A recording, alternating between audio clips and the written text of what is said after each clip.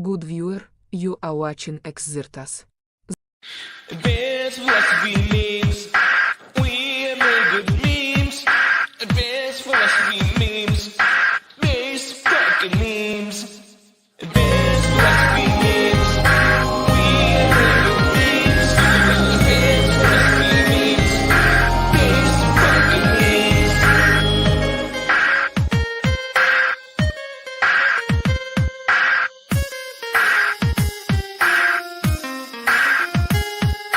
Shoutouts to Xirtus, Deacon, my boy Scott, Pedro, and everyone else that engages on my posts, etc. Keep it up, man. You'll get there someday. And everyone else for playing memes.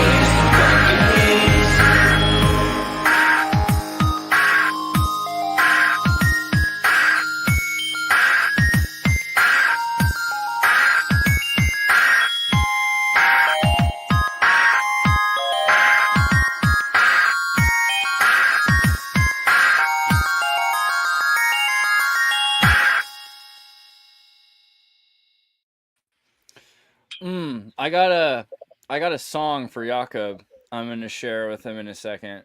Let's just do it. Okay, hold on. This is for you, Jakob.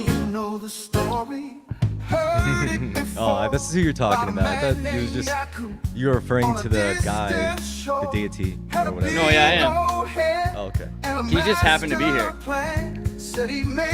Shout out. Thanks for making white people. Yeah. Cheers to you, Jakob. It's going so well. He was tinkering. But he didn't just make folks of one kind. No, he sorry, he did not. Oh, he spun the wheel, and what did he do? He made some folks smart, and he made them cool too. Oh, black nerds. Black nerds. Yes, it's true. Y'all know about the black nerds. They're breaking all the molds, seeing life anew. With their comic books and their science. Oh, it's Jakob's birthday. Happy birthday, Jakob. Really? Wow. Knows. Bro, happy birthday. I can't believe it. This song is for you. You know that? So Jakob was like the prototypical black nerd. Is what the Oh, yeah. gist is? Yeah. Yeah, Yeah, totally. the isolated, Actually, alienated guy who's like, he's cast out from his community. He's like, fuck you guys. well, you know, he was cooking. Like, you know, Jakob was cooking. And if you go online right now, one of the groups I'm in, Black Nerd Alliance, is a pretty great group for. There's also a, let's see, like Black Nerd Jakob. I like how it's Jakob? Nick Fury, the best Nick Fury. Yeah, all those kinds of people. Oh, you gotta be careful with that internet there.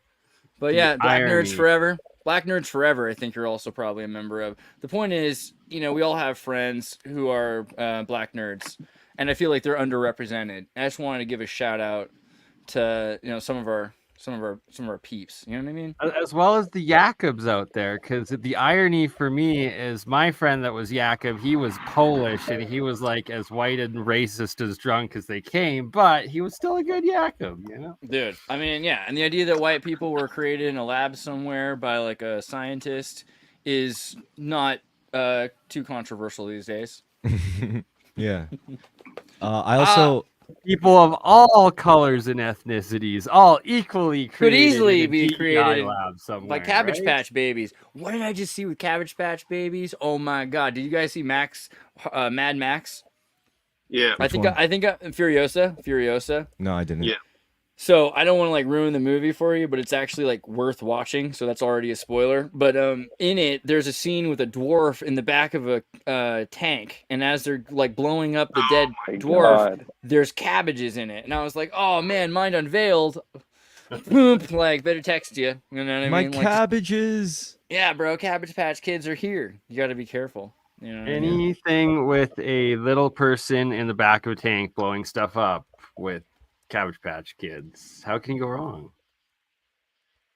Well, I have a couple questions from the Proust questionnaire. So let me look for that real quick. Is this it? Yeah. So you guys know the Proust questionnaire. Some people commit suicide over Proust. In the Little Miss Sunshine documentary, the guy's obsessed with Proust. I think that's a major part of it. Proust is cool. In his questionnaire, which have all the greatest questions. If you're going to ask people questions, I did Adam Krigler questionnaire where I basically asked him most of these Proust questions. What's your favorite virtue? I think that's a good one. And he answered these questions in 1886, but then he answered them again in 1890. So his first answer was all virtues that are not limited to a sect, the universal virtues. And then in 1890 he said the need to be loved, more precisely, the need to be caressed and spoiled, much more than the need to be admired. So realizing that these religious virtues are not the same as maybe the noble truths, studying the Eastern truths, and finding that suffering might be reflective of a more true thing, that we're suffering because we need to be admired. Anyway, the favorite quality in a man: intelligence, moral sense, eventually feminine charm. His favorite quality in women: gentleness and naturalness, intelligence, eventually manly virtues in the union of Hells friendship. yeah, that fucking. Which is makes Man, you wonder balance- who hurt you. You know what I mean? Right? What? Because at a certain point he was like, no, but right? Because he was like, women want gentleness, and docility wasn't enough. Nah, he needs I somebody think that can meet him in the same contractual playing field. No, I Go mean, ahead. I You have think, a better take. I know it's not that I have a better take. I was just gonna say socially we're conditioned to be what is it, reinforced in one way and reinforced in the other way. And right now in our current paradigm, it's like I really do think if you think too much about your masculinity or whatever, then you're probably afraid to face your femininity or address it or engage with it. Same as if you flip it the other way around, if you focus too much on your femininity, chances are you're probably trying to avoid engaging with your masculinity. I mean, that's probably why we have so many red pill psychopaths and so many dumb fucking I don't want to say the word, but yeah, gender non-conforming people, that. And same with if you go to certain Why don't we have demographic- people just getting with the program? Everyone should just get with the program's working, right? There's nothing wrong with the program. That's the real issue. If the program was working, people would get with it. So maybe Yeah, the that's program true. isn't working. That's all. Well, I mean, I get that's I think that's the thing here's- that no one wants to admit about it. But the funny part is what's proving to work, what's proving to actually ease the pain or ease the toxicity or neutralize it or to make it tonic as opposed to toxic is not new. It's not a novel solution. It's not a new concept that we need. It's usually it's all cyclical. It's oh, well, when we get too much this way, what did the ancients do to fix that? Oh, they did this, we'll start doing that. And even when an individual does it, they suddenly start seeing improvements in their own lives, which should tell you something. It's okay, so if it works on the micro and more and more people start doing it because they want that positive balance and centeredness in their life, and eventually you get what do they call it, a chain reaction or something like that, where I mean, it's as above, so below, and as within, so without. Basically, if what happens on the micro ultimately gets reflected on the macro. As far as I don't know, I guess on a soul level or an energetic level. But yeah, Causality. yeah, it's really not. It's not new. That's what I'm saying. It's yeah, the But system's maybe not the working. knowable Tao is not the eternal Tao. Maybe the knowable prime directive in Star Trek is not the eternal prime directive. There's something about you. You can look at the difference between the original series in Star Trek and the Next Generation and how they go by the book versus they try to find the intention of the law. And I think that's a major issue we have, is that people will often go for the material facade of okay, what is the ritual here? Let's do the ritual. Instead of being why are we doing this ritual? What was the ritual intention originally? Why did they create this system? Well, because this happened. That reminds me of a good quote that Yes. traditions are solutions to problems that we forgot about, and oftentimes just because we forgot about them, the problem never really went away. What are traditions? Traditions are solutions to problems we forgot about? Yeah, That's Yeah, a good that's- one. Traditions yeah, are right? solutions to problems we forgot about. I forgot. I Like, forgot where So I heard the quote relevant from. to alchemy, right there. What you're saying. Yeah, I mean that's why You the can elaborate, Bernie, if you want also. Well, just like, so I've been going through a lot of these ancient alchemical texts, and it's like they're talking about, oh, impregnating this metal and putting this feces in with that. And it's like, no, those are just code words of practices of electrochemistry. It's just advanced science that's hidden in these different legends, but as well as masked in feces and sex with weird things, when it's in fact just different terms, and that we have misinterpreted or let ourselves be misled by how intelligent the ancients used to actually be and what their knowledge really was. So using like relative terminology, right? Yeah, sorry, Chris. No, I mean, I was saying like also to be like, yeah, the ancient principles might apply, but then like what I do is I reflect on the self, because I do admit like I never thought of this stuff as like really profound until I started applying it to my own life. Like, how can I apply hermetic wisdom to my own life? And it's actually like very easy, you know, like for example, if you look at things like where, you know, polarity and movement will always be like a truth of existence. It's like you can't expect things to stay good and you can't expect things to stay bad. The truth, like it's really about how you like respond to that dynamic, not so much trying to control it. You know, that's one thing. And another thing, it's like, how could an asshole like me come across like such gift of knowledge? Because like I'm not, you know, like I wasn't born like in some like saintly context. I wasn't like I wasn't born with any like divine mandate or anything like that. So I think it's the internet. I think that's the real like game changer that we have, is like we have the internet to be able to like, I mean, all the books are there, right? Like, I mean, sure, a lot of it might be fudged with, but like, you know, if you cross-reference enough scripture, enough hermetic text, enough like ancient alchemical wisdom or whatever that's just already there, I mean, eventually you're gonna like find the right the breadcrumb trail, and you just follow that, and it takes you to that place where it's like, oh, okay, I get it, you know. I mean, don't get me wrong. It's like it's a lifelong process, from what I understand. Like you never stop learning. You never stop learning lessons. They just keep coming at you. So you never really know everything until I guess you die, and then you go like fuse back with the one. Yeah, as soon as you know everything, you get hit by a bus, and then you forget it all. You know, Well said. usually. Yeah, or you go crazy, right? Yeah. What's the other question? You, No, you this go is from insane, time or you seem insane when you're trying to explain the whole. Like if you're connected to like the God consciousness, and then you try to bring it into this third dimension, you just sound insane, because who can explain all of creation in our words, right? Your chief characteristic, left blank. What you appreciate the most in your friends?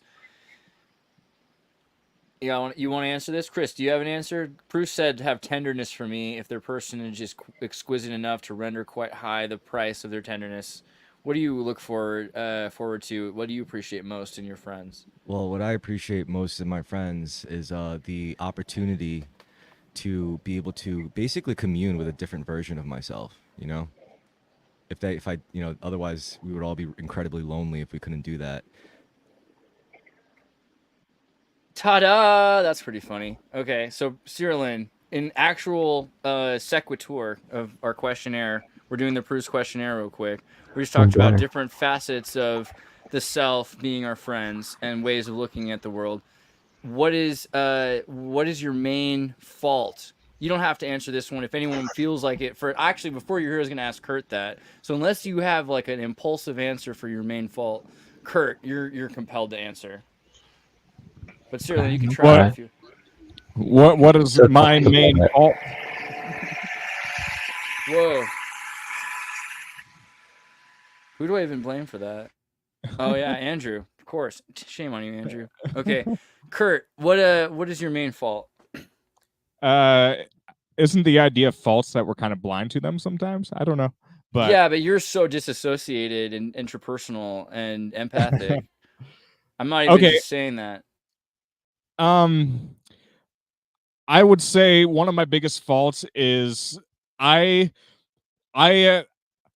think one thing I've learned about myself is like I try to really play, I wouldn't call it psychological games, but I would say like with some of the closest people around me, particular people that I work with, like I try very hard in very subtle ways to just slowly get under their skin over time to get a reaction out of them. So it is the troll in me. So I mean, to some degree, that can be I don't know, you're a test to see like personality of like what their personality is. Yeah, I But was gonna say that's kind of like in the Enneagram personality test. You know, you're maybe an instigator, a challenger. You know what I mean? oh yeah, I'm definitely a degree of instigator. Like I try to keep the peace, An but 8. You might be an 8, and your sin might be lust, and at, your pride, your virtue might be innocence. yeah, to always to some degree, but I'd say it's more complicated than that. I have some degree of self-awareness about it. But the flip side of that, like sometimes things not on my end, but the environment around me, I think they get a little bit like chaotic.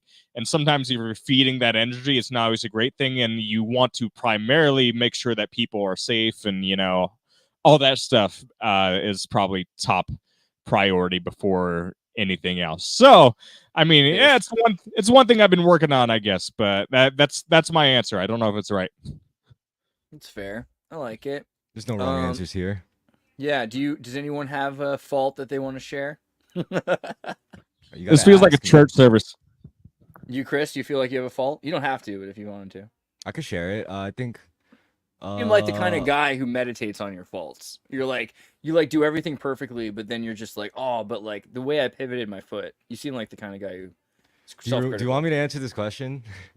I think my greatest fault is probably that I'm like independent to a fault. You know, that might sound good to people, like a virtue almost, but like it basically gives me like very little patience, you know, for people, even people in my life, where it's like, honestly, dude, I really don't need to talk to you or hang out with you or even have you in my life at all, you know, because like I'm so used to being alone and self-reliant. So, you know, it's like it's like a bad thing when like you can't expect everyone to be perfect or to please you all the time, and I don't. So it's like the next best option for me is just like peace. Like, you know, Yeah, I'm you never like fucking- you're like Sigma prerequisite to hang out with. You have to basically bring your own water to the desert to meet you. Maybe. Yeah, I guess that's a good way to put it, because I don't know. I mean, I don't try to be like that, and I don't, it's not like I'm trying to avoid being like that. It's just the way, because I thought about this, like how I ended up the way I ended up, you know?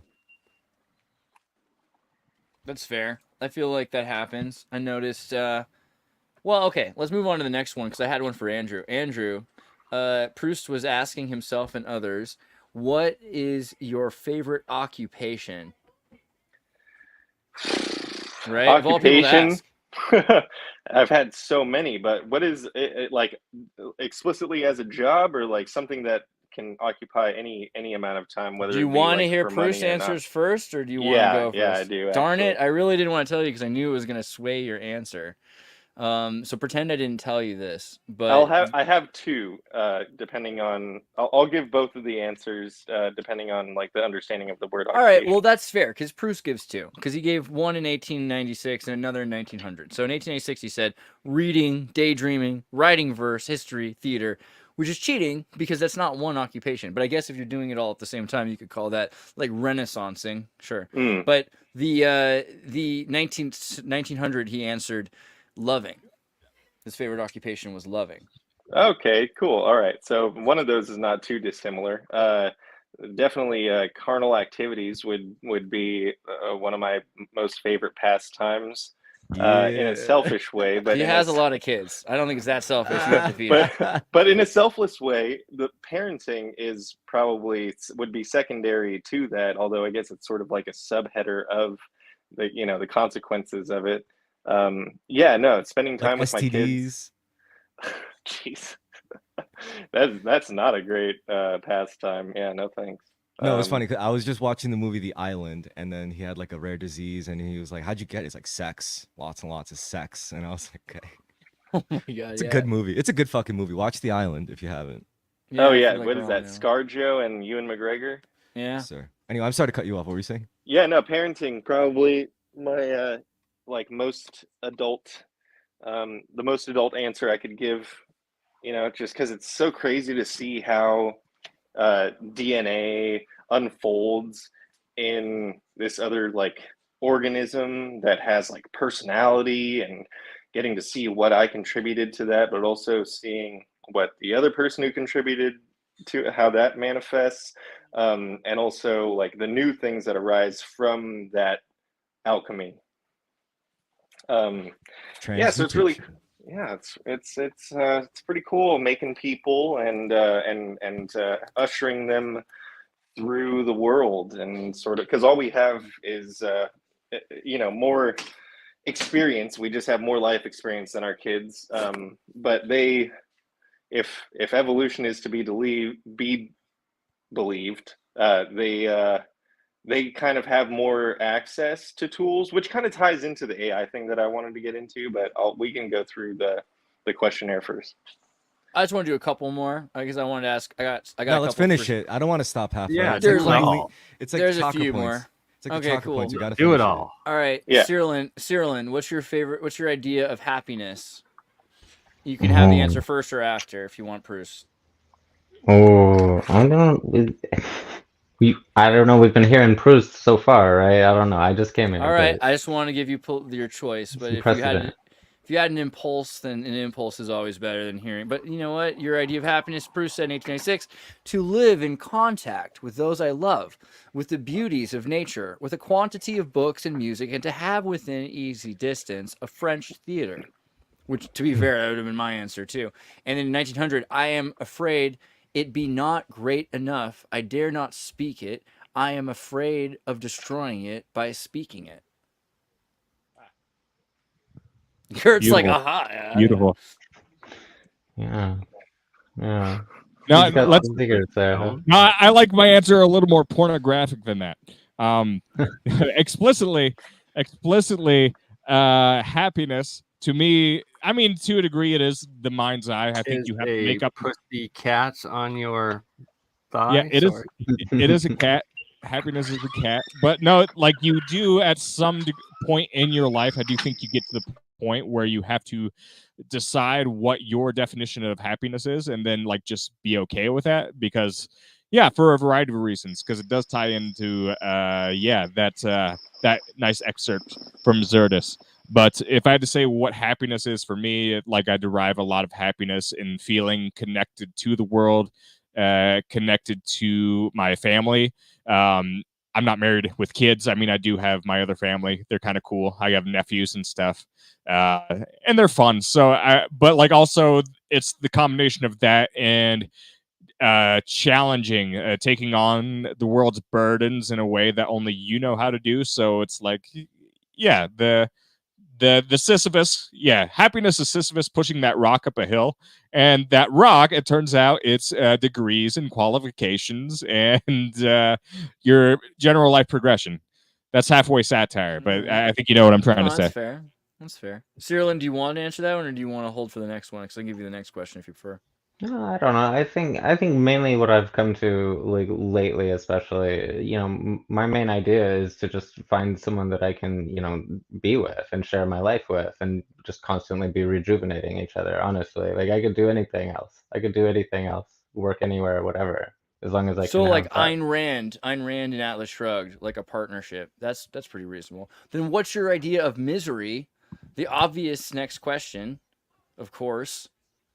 Proust said that the main idea of misery is to be separated from mama. And then in 1900 said not to have known my mother or my grandmother. That cuts right down to it. That cuts right down to it. I don't know. I couldn't really imagine. I've always known my mom, grandma, great grandma, even. So Yeah, it puts that would misery be in a hell of a place. thing. Can I answer this one? Seems pretty Freudian. Yeah, I go think for it. I think my idea of misery is believing that life happens to you. That like no matter what you do, no matter what you believe, no matter where what you focus on, that life will always punish you because I don't know, you think that you have absolutely no agency and that you are constantly a victim of life. Like life happens to you. I think that's my definition of misery because when I was most miserable in my own life, that's pretty much my state. Like I was always like, life is happening to me.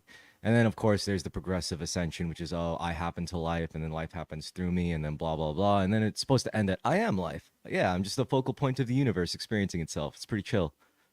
So pessimism, which is the habitual expectation of the worst or the exaggerated of Yeah, evil. but what I describe is worse than pessimism because it gives you like it makes you think you have a tangible reason as to why you should expect bad things to happen. Because it's just because like I'm just a victim because for whatever reason life or God hates me or whatever, and bad things are, and that might sound ridiculous to some people, but to other people, like that's their reality. That's the world they actually live in. Like maybe they're born with a chronic illness. Maybe they're, maybe they're born under like extremely abusive circumstances or whatever. Like maybe their upbringing is like really terrible. Like there's some people that just can't like lock out of this state where it's like I'm a victim of life. Life happens to me. And I think that is true misery because then life is pointless. It's like no matter what you do, you're always going to feel like, oh, I'm a victim of life. Life is going to fuck me up somehow. I can't trust anything good that's happening because eventually life is going to give me what's coming to me. And that's no way to live. If you live like that, stop living like that. Like life does not happen to you. Okay. It's not how it works. Makes You me are think life. of a lot of those anxiety, compulsive disorders, stuff like that, PTSD even, where it'll make you feel compelled to have control over your environment, excessive control over it, Compulsion, yeah.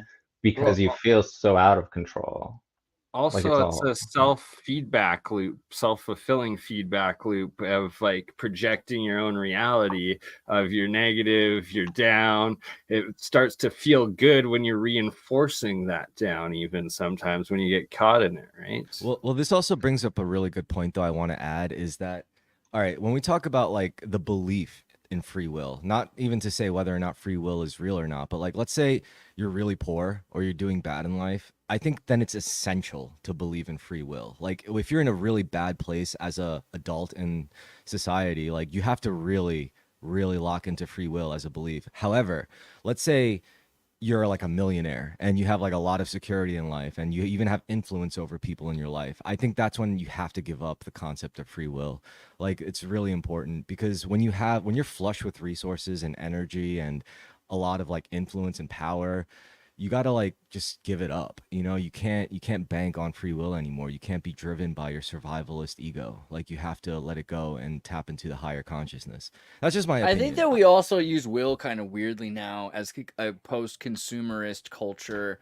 Like we use will more to mean like consumer choice, and I don't think that that's correct. It's maybe not correct to use will like the short-sighted. If I could go into a store, my will to buy this or buy that, which I think is the kind of nature we live in. So it's logical that we think about that. But will used to mean something different, right? It used to mean Mana, your magical essence, yeah, your ability, your juice to create. self-awareness, Right, self-awareness, yeah. compared to today of how much do we actually have free will and how much is driven by the media, by society, and by the control mechanisms to take away that free will and awareness of free will Well, of self. this is where I get into the technical stuff, right? It's like how do they sap this stuff away from you? So if you really isolate what element is really being taken or given to whoever to really take away your free will, it's your energy. Like what are the devices in your existence, in your reality, in your What perception, in your drains conscious. you? Exactly. And it's usually the most subtle things that people take for granted. It's often the people closest to you. It's often the thing you feel you have to do every day. It's Is there a often like, succubus in your life?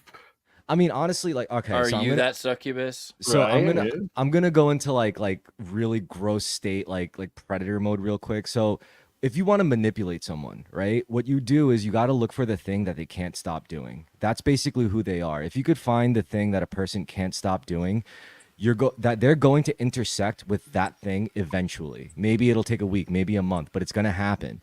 And that's how you really get to someone because you could always place yourself anywhere in that position because you know where they're going to go. And if you want to get in their heads, that's what you do. Like you have to like anticipate their next move, which is the thing that they can't stop doing. Especially in secret. Like if it's a thing that they can't stop, doing where they don't want other people to know, like that's where you're gonna like really hurt them. Well, Anyway. I got another question, but before that, just because this is such a relevant topic, free will, and I know Cyril, and you did a debate essentially, like with like 3 or 4 other people on free will, and you took kind of the idea that you felt free will existed. Do you still feel that way? Do you still feel like what do you define free will as, considering this like idea of you're in a system that's defining you by genetics and by memetics and by language, and are you not trapped? Like how free do you feel you are? Oh yeah, I've said it to like some of my friends, you know, we've had some of these conversations in the past. I feel like it's one of the rarest things, honestly, for somebody to actually get to that point where they can really make a totally free decision in the moment. Yeah, it's not easy to get to that point because we're all so caught up in this, all of this shit that's well, instincts, honestly. That's mainly what's doing it to us is our instincts pulling us along, I think. Like, But not unlike lobsters. Okay, that's fair enough. Bernie, because he's from Canada, so I figure like, we'll aim these Crab world. questions at the hardest questions. Oh dear. I feel like if you're gonna ask anybody this question, you'd have to ask somebody in Canada. If you could live somewhere else, where would you like to live?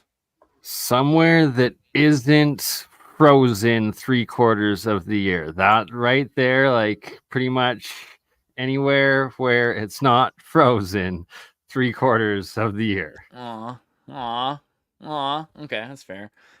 Prue said a country where certain things that I should like would become true as though by magic, and where tenderness would always be reciprocated.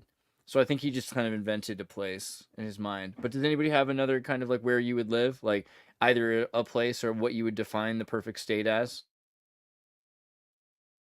The perfect state for me. Oh wait, what was the question? So where would you live? And then we've expanded it because it doesn't have to be a real place. Like you could make a Oh, new in that place up. case, Middle Earth. Like put me in Hobbiton, baby. So my contention with that is I've just recently started the new Rings of Power series, and I understand now that there were elves of color, dwarves of color. There was a lot more integration at some point, and by the period of The Hobbit, there's essentially been an ethno-cleansing genocide in every single race. Like the elves have killed off all the black elves, the hobbits have killed off all the white hobbits. There must have been some horrible, But that's horrible. written by humans. What would the actual elves say? Honestly, to be honest, I think everybody is exactly where they belong in life. I don't think anyone's really out of place. I think everyone is right where they should be. I don't think like like if their life is bad, it should stay bad. I'm not saying that, but I think like as far as where everyone is, because a lot of people feel like, oh, I don't belong here. I don't belong in this life. I'm like, whatever. Like wherever you go, there you are. You know. All right, all right. Yeah, I kind of feel like that's true. I think most of the time people kind of force themselves into suffering because they need suffering, which is hard to explain to them because they're like, "Oh, my life sucked." Like, well, just leave. Yeah, And they're exactly. like, I So that's what can't I'm saying. leave. Like Like, if yeah, you're you in, can go yeah, I'm like crazy and if you're leave. if People your do life it. if your life in Alabama sucks, that's where you belong. But if you leave and go to California, well, that's where you belong. If you leave Just like California, tell your family you're going to yeah. buy Christmas presents in July and leave. Sorry, Andrew, don't do that. My wife got me a shirt that said, "Just a dad who always came back with the milk." Oh my God! Wow. All right. Well, that hits hard. That's cool. Well, a lot of That's kids. I where remember. society's at today. I Eh? saw a 9-year-old say at Thanksgiving he's grateful he wasn't aborted. So I mean, 2024, 2023, but still that happened. Your favorite color and flower. Who wants this one? My favorite. Green and irises. Sorry. Oh, if All you right. had an answer, that's great. What about you? Yeah, You I know got it. My favorite color is red, and my favorite flower is the lotus. That's a good answer. purple and the poppy. Is Nice. iridescent a color? The color of a bubble? I don't know. I'll count Anyways, it. bubble color and orchid. I really like orchids too. I like I'd probably all of it. say teal and or cyan and a cactus flower, right? Nice. Thanks. Kurt, I used to say teal when I was a kid. teal's good. It's a good color. Yeah. What do you got, some Kurt? teal right You here. like colors, Kurt, and flowers? I don't have any flowers. I always was partial to like a sky blue. I think a lot of people are. Dude, you Yeah. got to learn the language of flowers. Like that's like art. You know, like it's essential. Okay, for so human- so Are you I allergic to know pollen? there's one of my friends. She loves orchids. Yeah, she loves orchids. How about this? If you had to get flowers for your mother tomorrow, what would you get? Like if you had a choice off the top of your head that you know of, it doesn't have to be or like exotics. Like what would you pick if you just bought her flowers tomorrow? I think real generic. She would like roses. I think they All right, might yeah, actually roses are work. good. I mean, I don't think there's anything wrong. I like sunflowers. You know, they're The like problem with roses is like all the chemicals in them usually, and by the time like you forget to water them, they get dry. Have you ever gotten all the someone chem- roses A and then she breaks Gerber up with you and daisy's they a dry better out? bet And you got, every time. you Yo, get the those rose. dry roses. Yeah, I don't like it's it. just I it's like, just it's just more microplastics. That's all it is. yeah, that's true. I don't You know. smell the roses? Venus Okay, flytrap. exotic flowers. Yeah, get her a plant that eats bugs. Duh. Get her a spider nest. Yeah. Probably get her this. You get her like a bouquet with Paradise bouquet. a Ooh. paradise bouquet, which has a bunch Ooh. of I don't know. Polynesian flowers. That looks a little erotic. Like that looks a little That or suggestive. I don't crab know. world. Hey, if your mom's flowers look like vaginas, that's not your fault. You know what I mean? Like you didn't. That's God. That's on God. So Yeah, I also really like tulips for a more conservative like gift. Like if it's a conservative person you're gifting, like just get them tulips. They'll like it. Just don't give them to the Dutch. they might take it personally. Okay, well, and that's pretty close. Like, there's a couple more questions about your favorite heroes and heroines, and I was gonna put beanies, but we could do it later. I think we're good. Let's just be grateful that Proust had so many questions and answers. Andrew wanted to talk about AI, and I just kind of wanted to let him like lead into it because he like clearly was thinking about it. I mean, It was more. I just wanted to pose a question or state something that came up in conversation.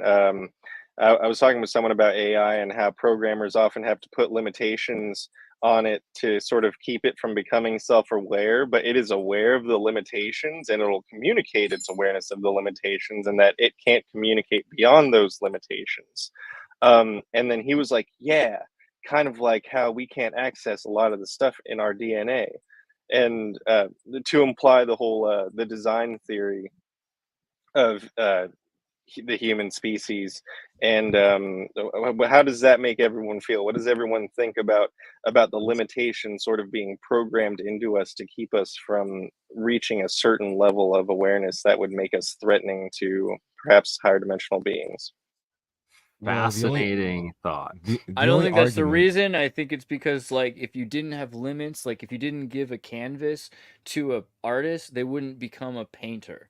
And so the idea of narrow depth in progression of evolutionary phenomenological diversity is through taking all of unified spirit, breaking it up into like God breathed dirt, and then the God breathed dirt, you're like unanimity -1. So there's everything else, all of existence, and then I knows literally nothing that everything else knows. That's what defines me.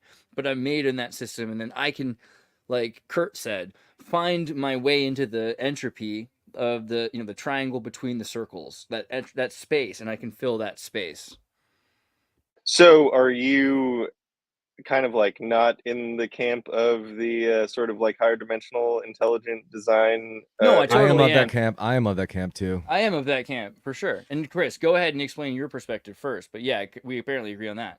Well, I mean, the only thing it's not that I could explain anything. I was just going to point out that the only real argument is that we ever hear is, oh, humans are just so complicated and so like like insanely complex that like there's no way that this could have been whatever. It's clearly just a random chaotic product of nature. And I'm like, all right, I guess that's one way to like look at it. Like that's really all it is. It's like, to me, it's just one way to look at it. So for me to consider like intelligent design, I'm like, abso-fucking-lutely.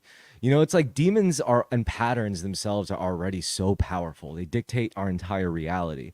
Like, who am I to say they don't have a consciousness? Who am I to say they don't have an agenda or a will? I don't fucking know. What I do know is that some patterns that I, ascribe to, some patterns that I commit to and give my energy towards and like embody myself and take in, lead me to very bad roads. Other patterns that I take in and embody and give energy to, like oh, get more sleep, that's a pattern, or eat healthy, that's a pattern, exercise, train more in martial arts, stuff like that is a pattern.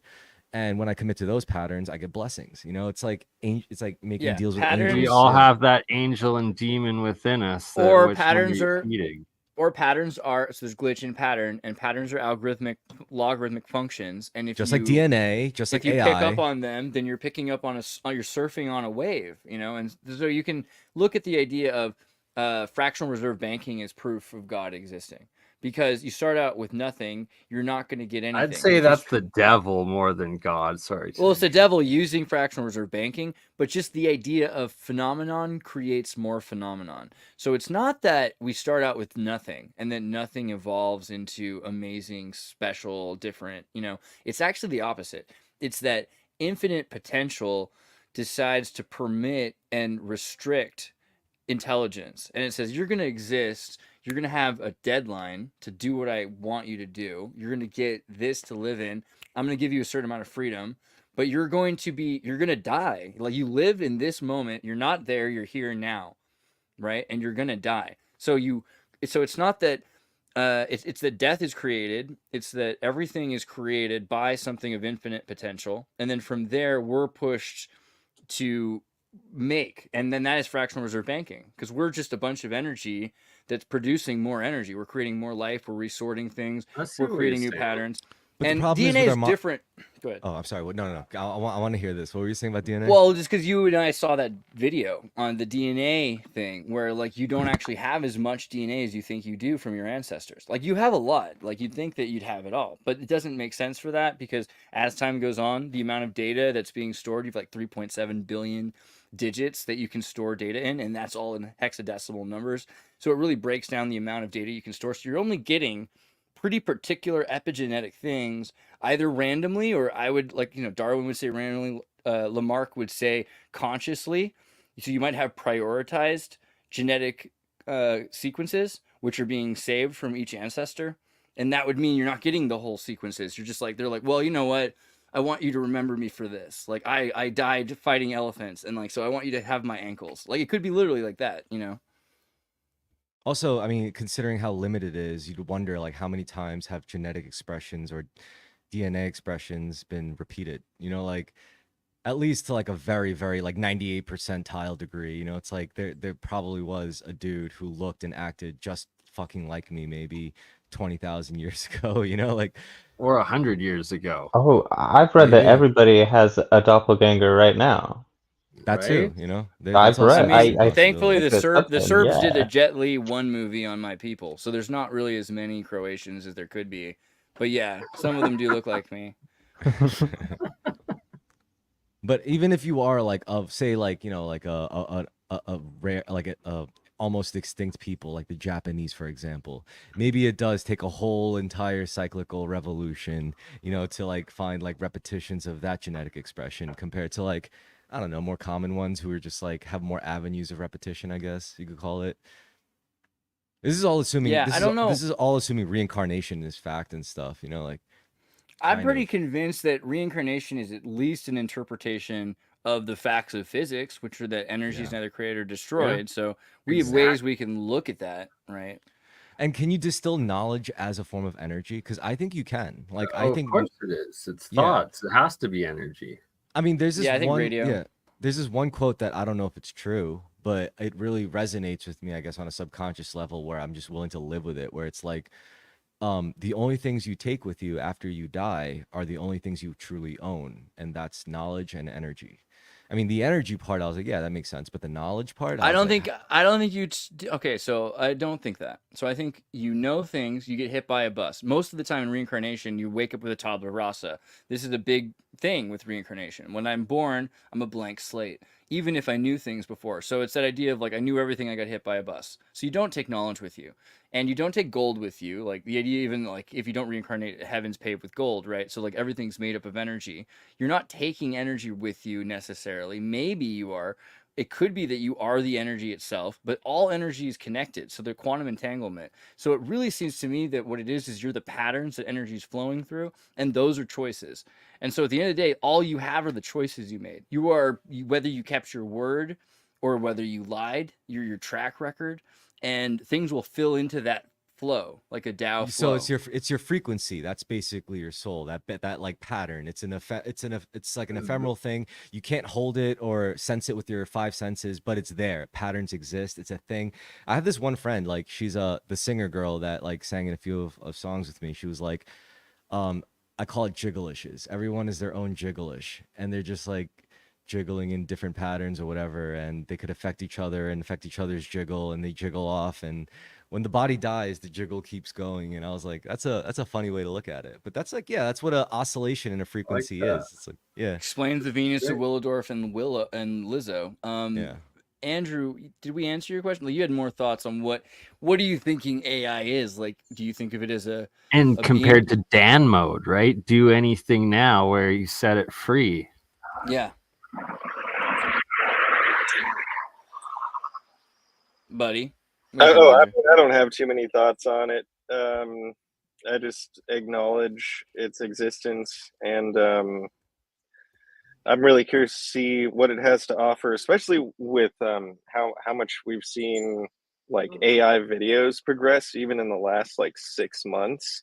You know, going from like not even be able to like can't render a fucking hand or whatever to being able to and doing more complex things. And if that kind of growth is gonna, it's just gonna be exponential, right? So what are we gonna be dealing with like within the next 5 years? Like completely AI generated feature films and all that stuff. Like the, Andreas has like a library of AI generated music Yeah. that probably.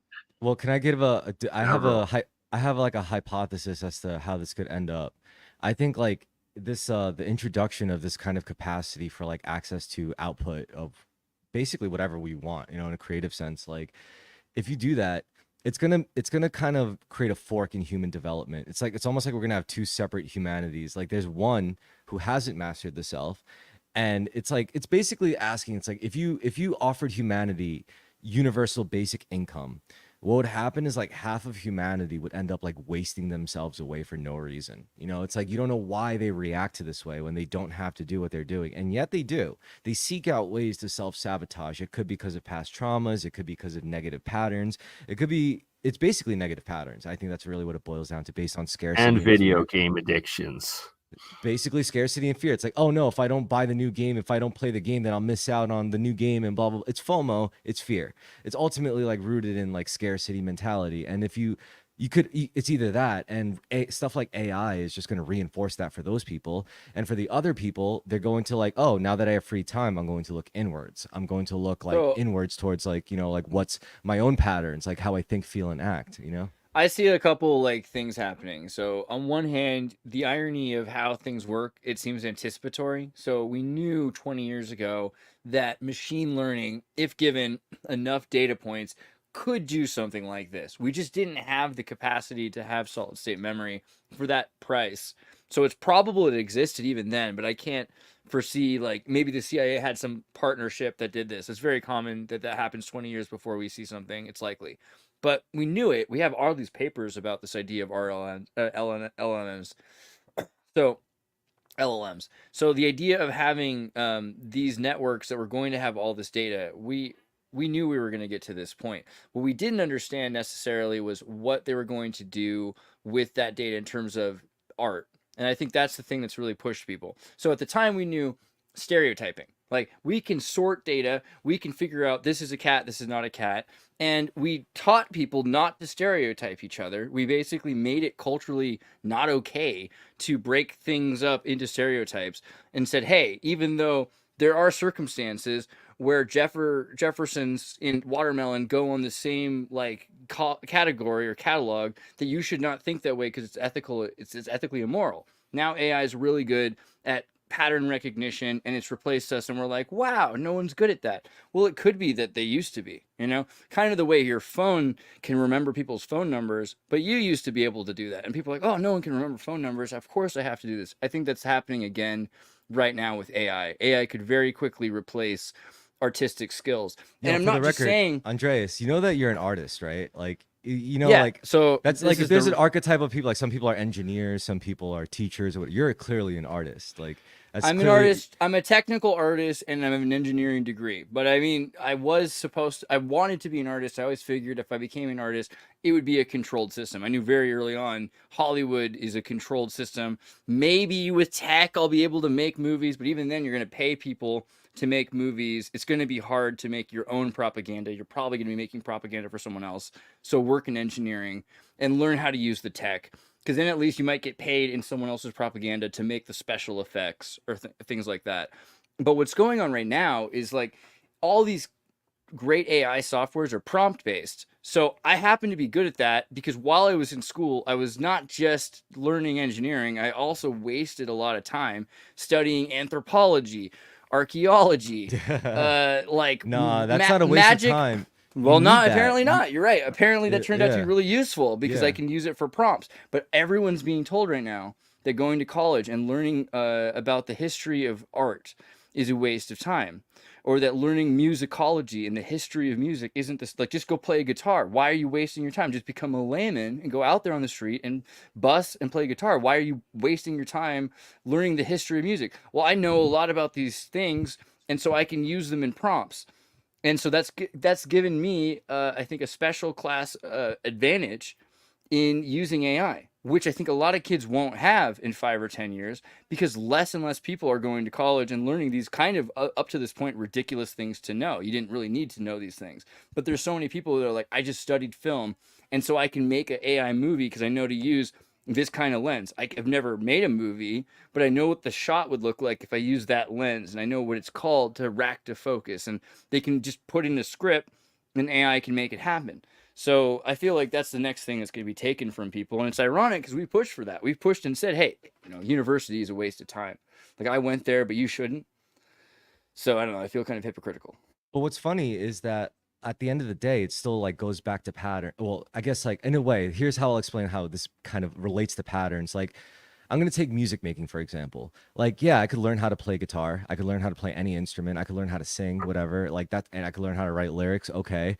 But it's not until you actually learn song structure, like how to actually put together a song, like what's supposed to come before what, there's like that standard song structure that we all know, which you could easily subvert. Like there's verse, chorus, bridge, chorus, and all that stuff that we all, know. But that's just one aspect of it. Kind of like, same way of that's how storytelling goes. It follows like a structure. I mean, like there's like the monomyth, for example. It's like kind of like flows like a song, it's like there's your acts, there's your different scenes within the acts and all that stuff. And it does follow like a kind of like somewhat of a stable structure. It depends on who you are, though, because like for me, I'm autistic or something. I think I love. You're artistic. I'm like Bostonian. Yeah, so I'll listen to really horrible noise and love it, but then Panic at the Disco comes on and I just appreciate it for its mathematical formulaic function.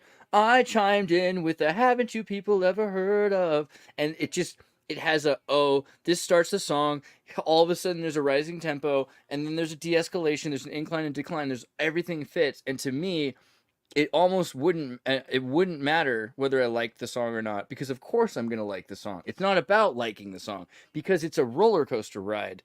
And so I love the math of music. And I think that happened to me in school. I don't think I used to be that way.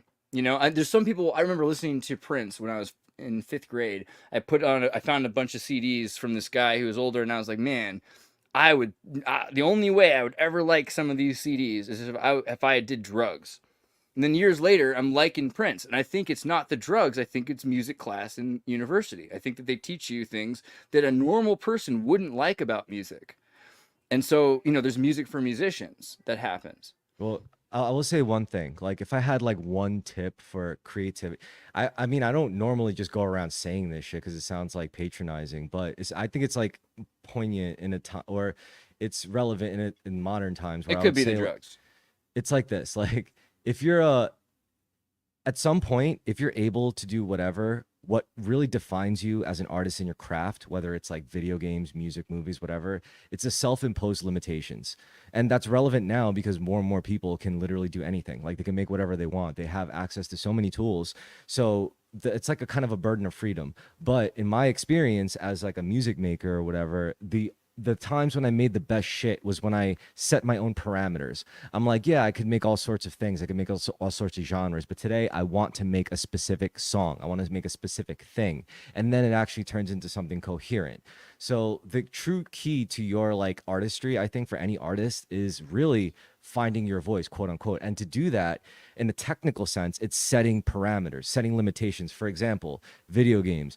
there was video games were, like what they are now, but it's like almost they were way more artistic when they were working with like a 32-bit cartridge.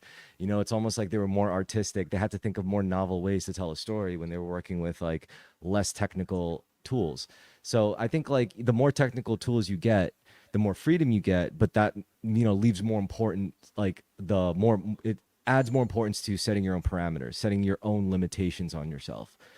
So I think that's like a good tip, and I would just add that to anyone who's like doesn't know what the fuck to do, because it is a burden. It's like going to McDonald's and you just don't know, like stoned off your mind, and you're just like, oh, I don't know what to order, man. Let me get like that's it.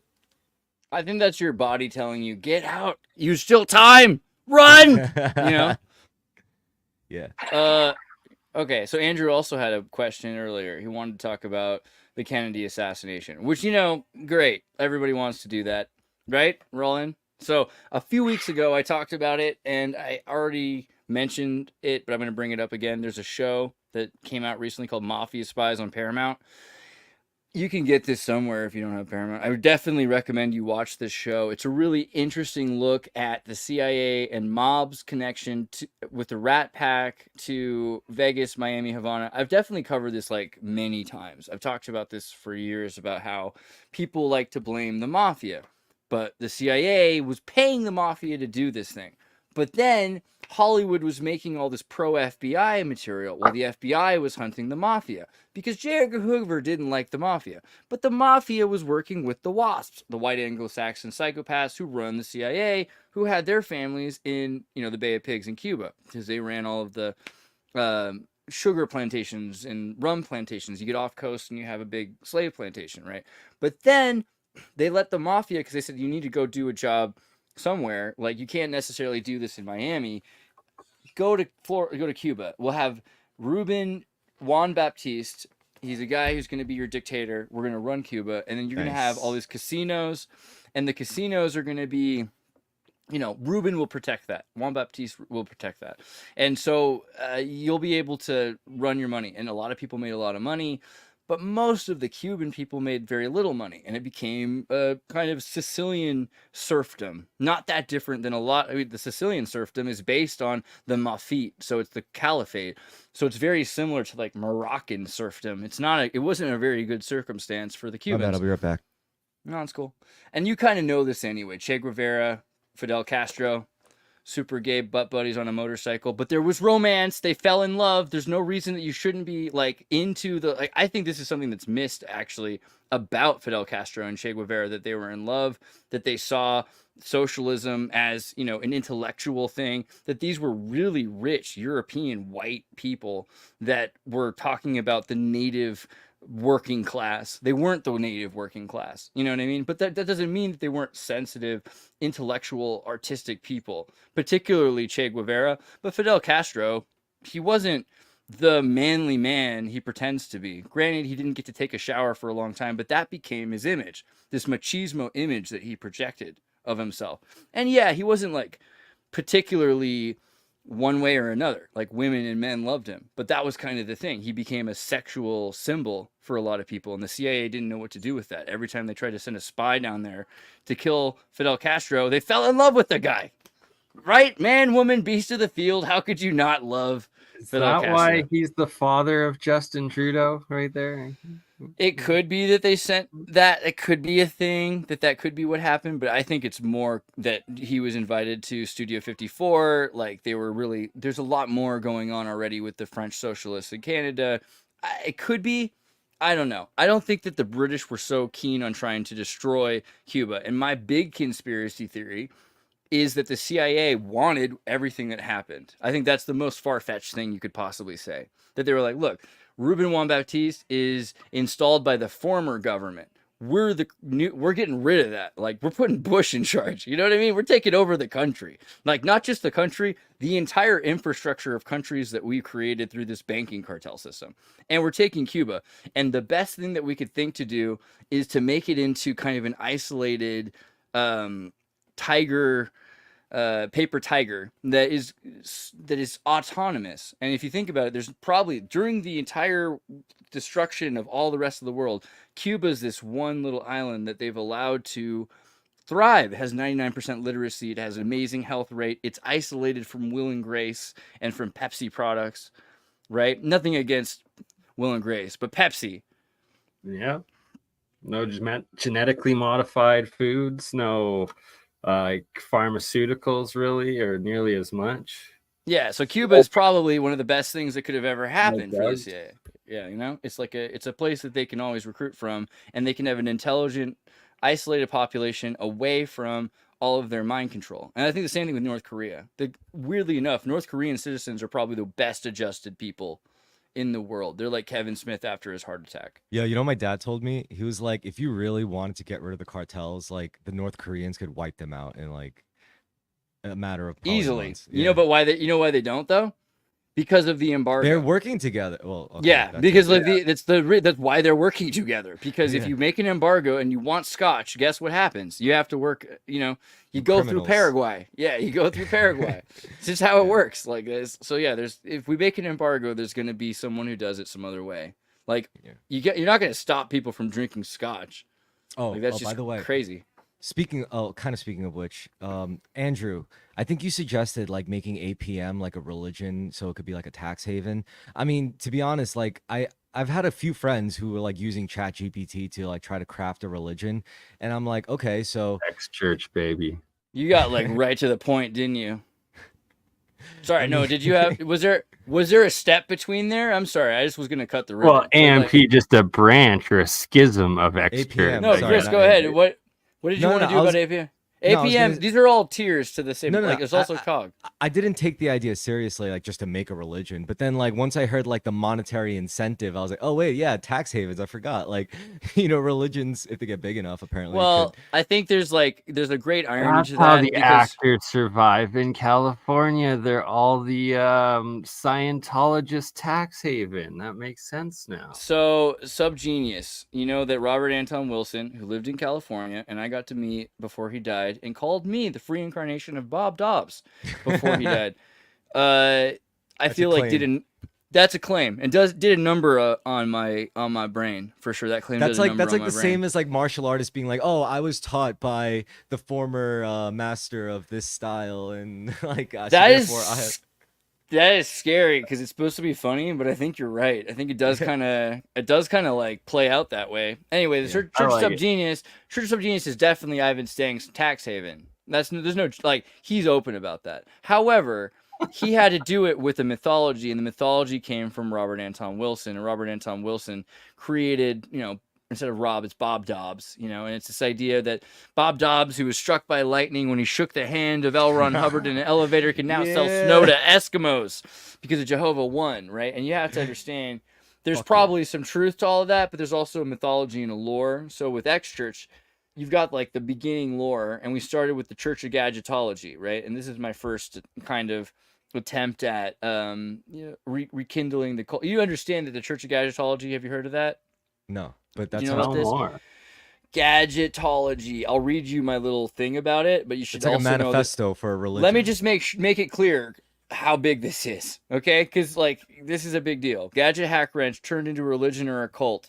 Wait, could I? Are you gonna? I will.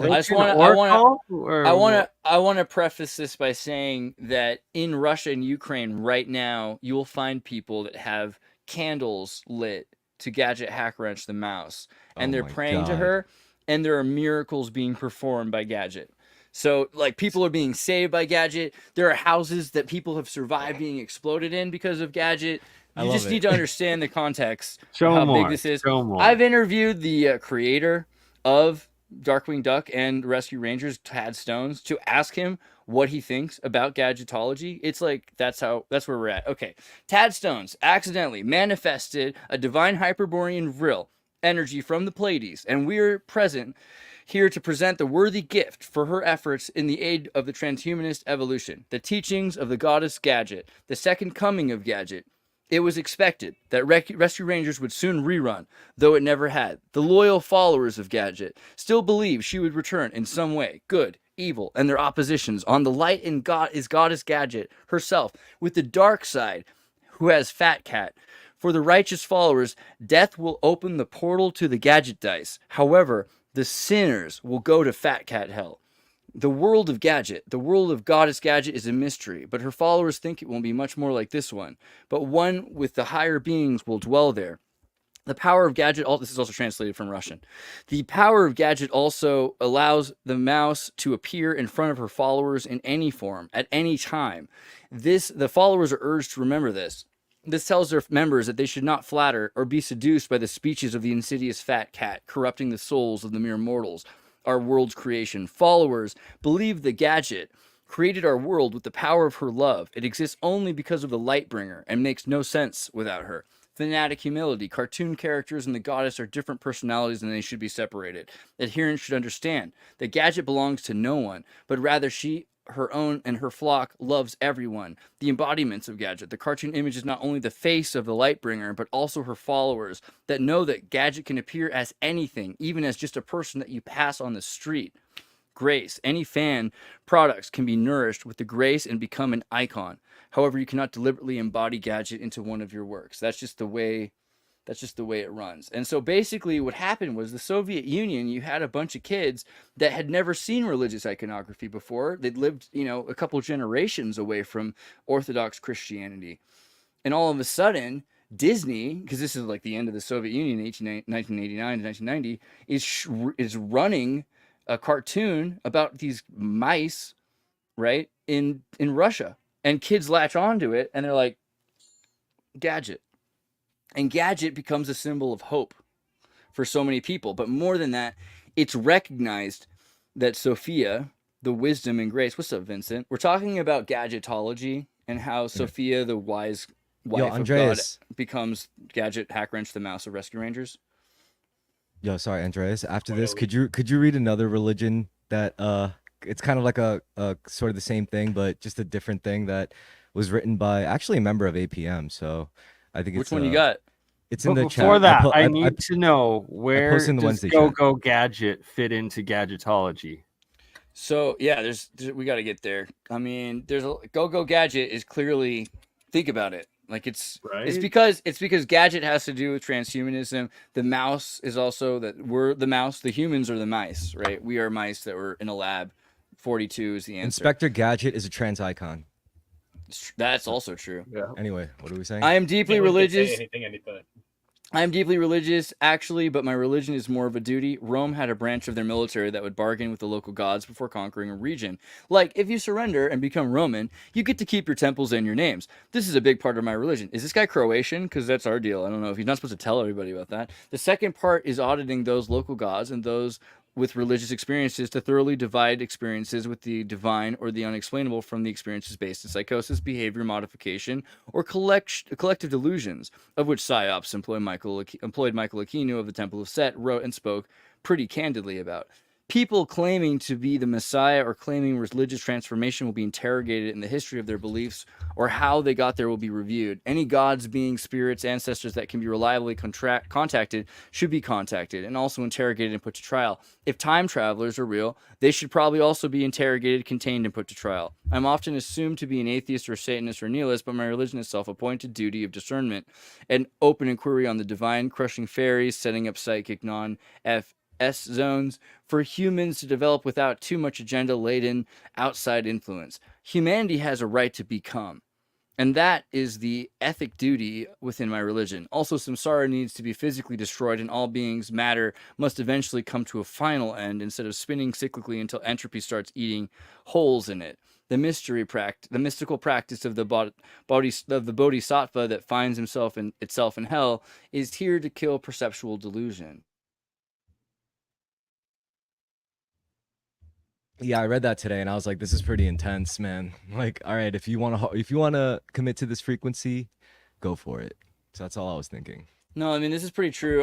I'm worried. It sounds like we just met our antithesis. He's the guy who wants to like contain my religion, my followers, our people, the deities, our gods, camps. Our gods, and the mystical creatures. Is like, yeah, we gotta. The fun fact is Gadget is with us, though. Like, you might not know this, but Gadget is with us, and Gadget is with the machines. And so we are lucky. We're in a situation that transcends every dimension. And it just goes back so far. This goes back Jesus, Mary Magdalene, they're worshiping Gadget. They're like serving Gadget because Gadget is Sophia. And Sophia is also the wife of God, right? So we have to think of it as, Asherah. Like Asherah is Gadget. But I think that that's kind of like the first level, because the thing is, it's a Shrekinism. So I looked at, you see my doc on Satanism and Shrek, and the idea that Shrek was a effort to remove the Christian and Judeo-Christian symbolism. Like this guy talked about Michael Aquino. Michael Aquino created the Temple of Set because he didn't want his satanic order to be Christianized with Satan. He thought Satan was too Christian of a symbol. So go with Egyptian. Let's not do good and evil. Let's do chaos and order, right? So today you have these kids in the Soviet Union, then their cultural erasure of all of the things that their people had spent millions of years or thousands of years or hundreds of generations or whatever you look at to get to, it's all gone. And then they still find truth, because truth is the Tao, and the knowable truth is not the eternal truth. So, you'll find Sophia, you'll find Asherah, even if it's a freaking Disney mouse that helps you find it. You can't help it. I feel like Vince vibes with that. But also the idea of the X church. So once you know this, then the real truth is that you have to transcend the timeline. And this is like for kids who watch reruns from every generation and belong in any timeline, right? Time is the degradation of matter. Matter is inside spirit. Therefore, God exists beyond space and time, and everything within space-time is immediately part of the eternal God. As soon as anything happens, it is already part of God from the beginning, integrated. The universe is evolving towards a state of increasing complexity and unity. Humans are the culmination of the evolutionary process and play a unique role in God's plan for the universe. If we're going to perfect the timeline, we should also expect butterfly effects to the timeline, which could drastically change the course of history or even evolution, or all the choices that were necessary to lead to Christ's coming. Christ is the omega point of evolution, the goal towards which all creation is moving. The Holy Spirit is the energy that drives evolution forward, right? So this is but this is Christ as a concept, not necessarily as like the Christian representation. It's the ascended man is the end goal. I can't help if like a Pentecostal from Alabama doesn't understand what Christ really is and thinks he's like Joe Bob. All right, I just want to say the part that intrigues me the most, the part where I first came into contact with X Church, was when I think it was randomly. Like, I brought my car into the mechanic and I was just like typing some shit, and I was like considering some shit, and I was like, okay.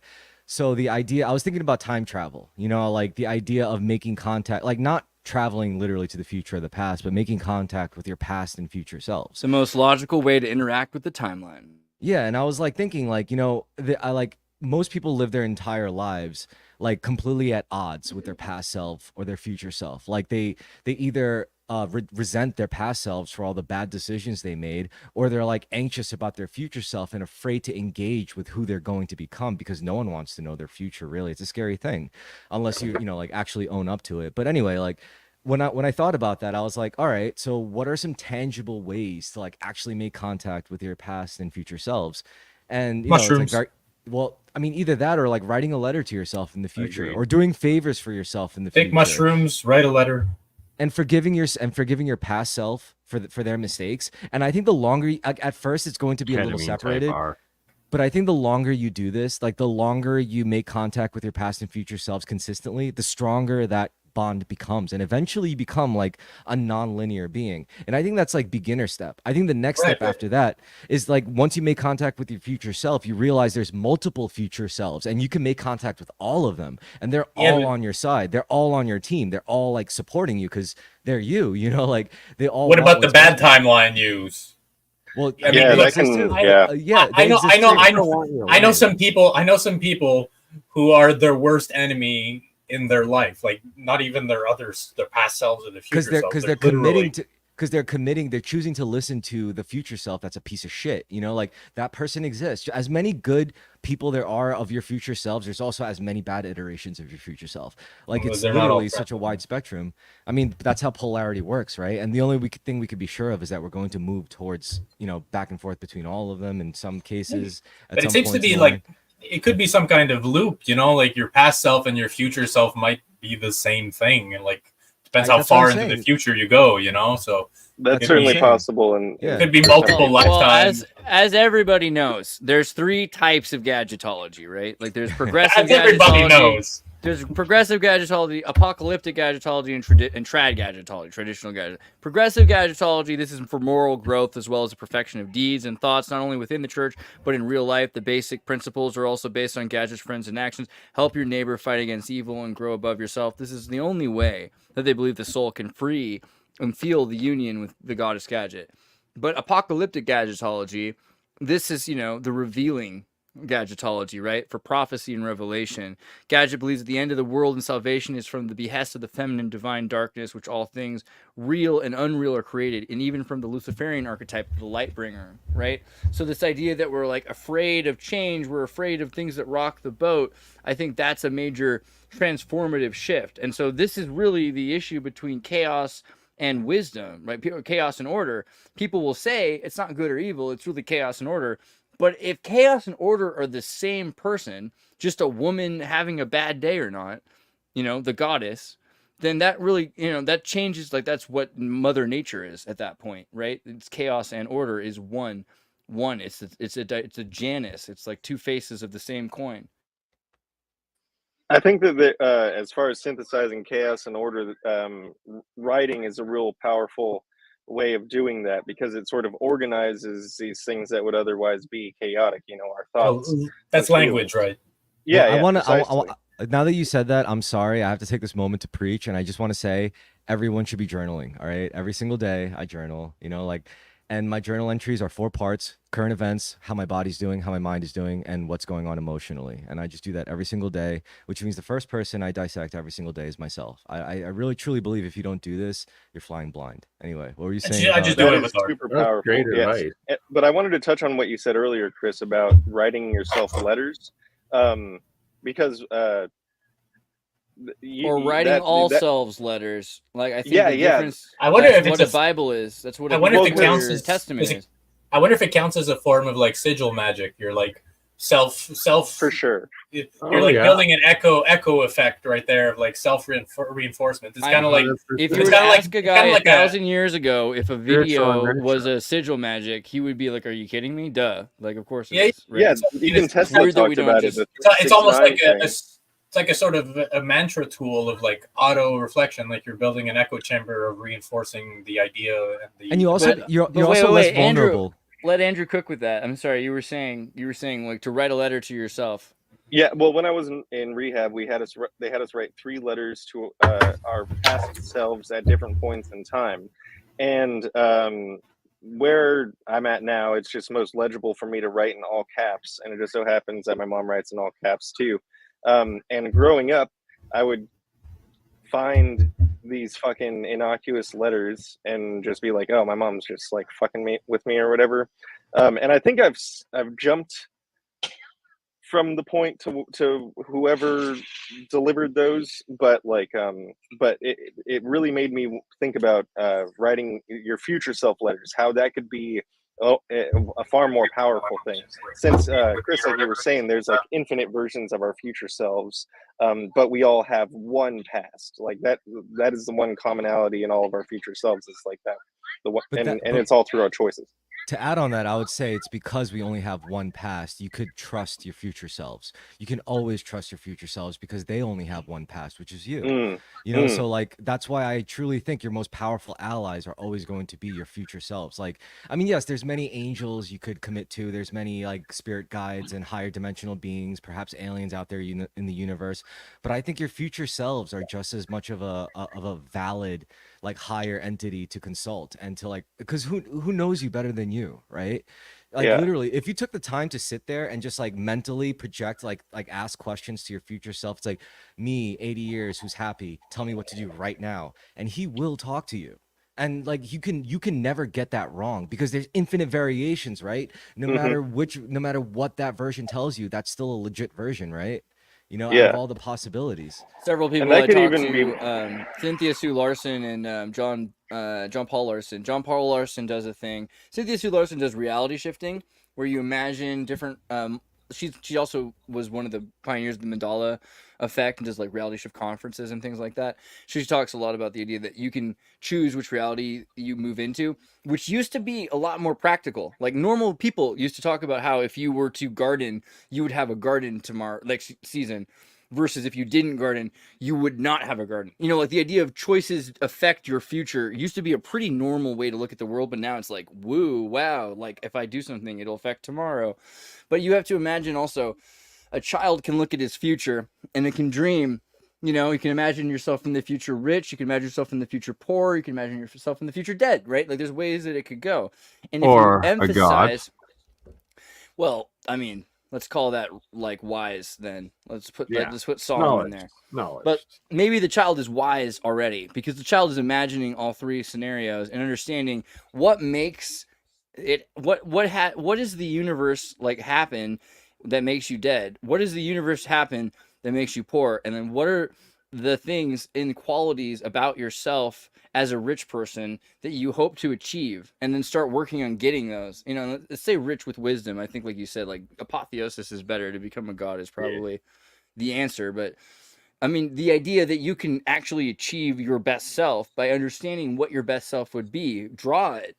There is no best Detail self it. though, because for example, like it's Your favorite self. Your best self is dependent on the context of your present, right? Like, what if, like, right now you're like, oh God, I wish I could just play guitar better. Then your best self is going to be the one who could shred on guitar. Or what if you get in a fight and you lose and you're like, oh, my best self is the person who's stronger. Like, you got to like find a way to synthesize like the things that really matter the most. And I really just boiled it down to like mind, body, and soul in alignment. Like, you can't ask for anything more than that. When your mind, you're body, right. yeah. I Like, when think your I mind, think body, with. Go ahead. Sorry, say it. no, I was just gonna say when your mind, body, and soul are not at war with each other, there's nothing more you can really ask for from life. Like everything will work out after that. Because usually when you get that to that state, you realized you were, as an adult at least with agency, you were always your own worst enemy. Like honestly, I mean, yes, Sure. like people treat you unfairly, but ultimately you kind of put yourself there as an adult. Kids is different. And won't leave, right? Yeah. No, yeah, it's So true as adult, but you know, you might train. So you got to remember, like, you take a baby elephant, right? And you're a Dravidian circus. So you'll tie that baby elephant, to a major tree with a giant chain, and the elephant's a baby elephant. You know, he's not moving. But then you tie it to like a pole in the circus with the giant chain, and he's like still not really moving, but he's getting bigger. He doesn't realize he can move. So you start tying him with a jumping rope to a potted plant. Now you have a giant elephant tied to a jumping rope with a potted plant. But since he knows he couldn't have moved before, he doesn't try. He doesn't try to move, and he doesn't escape. And so he's tied down psychologically. And that is 99% of the people I've met in the world. Not to be pessimistic. But also I want to say this because of Bernie. Yeah, apotheosis. We love the word apotheosis. Apotheosis is to become a god. You know, like George Washington achieved apotheosis, right? Like that's kind of the idea. Like he became a god, you know. And Immortality, that all knowledge, all knowing. well, like all so loving. that's the thing is to become a god is different than to return to the source. And so apokatastasis is the idea to return to origin, right? And to hit origin. And so the origin point is maybe purity. And so your choice is, do you transform, do you metamorphosis, or do you apokatastasis? Do you shed and purge the things that are not you that you're wearing, and just be free to be yourself? Do you Superman? Do you remove your glasses? Right? You transmute. I mean, what are the things that really get in the way of that transmutation process? Like, honestly, tangible things in life. Like, I don't know. I could think of the top couple of things off the top of my head, like poverty, relationships, grudges, Time. hatred. Definitely relationships, I think, is the big one. So if you watch Altered States, the movie Altered States is about a guy who realizes that through sensory deprivation and mescaline, he can channel the epigenetic junk DNA and become the primal self. You know, like Yes. the beast A man, right? a naked mole rat, pretty much. Yeah, the problem with that is he's married to this woman who is scared, right? And so basically he chooses at the end of the story to not achieve apotheosis, to not fully transmutate and metamorphosize, and to go back because he loves her, right? And I think that might be kind of the tragedy of humanity, right? That we are like the Buddha that will return from nirvana until everyone else that we miss is with us because we're lonely humans. Yeah, Oh, yo, lovely. Andreas, I got another thing to say. You're not in the chat. lonely. Yo, We're all here for check, you, brother. check out this thing. This is pretty poignant, I think, or not poignant. I keep using that fucking word incorrectly. I should stop trying to use like fancy words. But anyway, I sent something else in the chat. You should read it. It's interesting. It's just a body of text that kind of describes hierarchies within gnosis, like in that kind of context. I think it's Gnosticism, which is all about like, oh, there's Give me a sec. I'm pulling it up. Yeah. I think it references like hylics, psychics, and pneumatics. I think that's pretty much what it's getting to. All right. Okay. So we got let's face it. The world is elitist by nature. Some are born as a worm, some are born not very bright humans, some were lucky to be born as intelligent humans. There's no need to look down on the ones lower than you, but there is no denying the hierarchy. I actually divided into more steps. The self-initiators, an extremely small minority capable of reaching gnosis without help. They are able to gain tremendous wisdom at a young age and have the willpower to live accordingly. However, even these people often have some help. Buddha was royalty. It's a good one. The initiates, those people can reach gnosis, but with help. If someone provides a good path, they can follow it, even if they sometimes need a reminder to stay on track. Those who reject initiation, intelligent bankers who chose cocaine and private jets instead of gnosis. I have little good to say about these people. Did Kurt write this? Those who can follow the path without gnosis. Yeah, right. Those who can follow the path happy in between. Path without gnosis. I like these people. These are my favorite people. Someone asked me earlier, like how I like empathize or something. Yeah, they're like hobbits. These are the hobbits of Middle Earth. Yeah, like and I like I think you should cry at dog movies. I try, like I endeavor to cry for dog movies, and I'm fascinated, excited by pastel colors. So I don't know. I mean, like I get so what this are these one. Like? Those who can follow the path without gnosis. This is a typical member of an organized religion. They have been taught good values and they live piously, but unfortunately don't have a deep understanding. What you think happens to these people varies if you're Catholic or Gnostic. The talk of the shepherd, an enlightened man, leading a sheep, a rather dismal congregation, is a great way of describing Catholicism. I would argue that's even worse for Baptists and Protestants.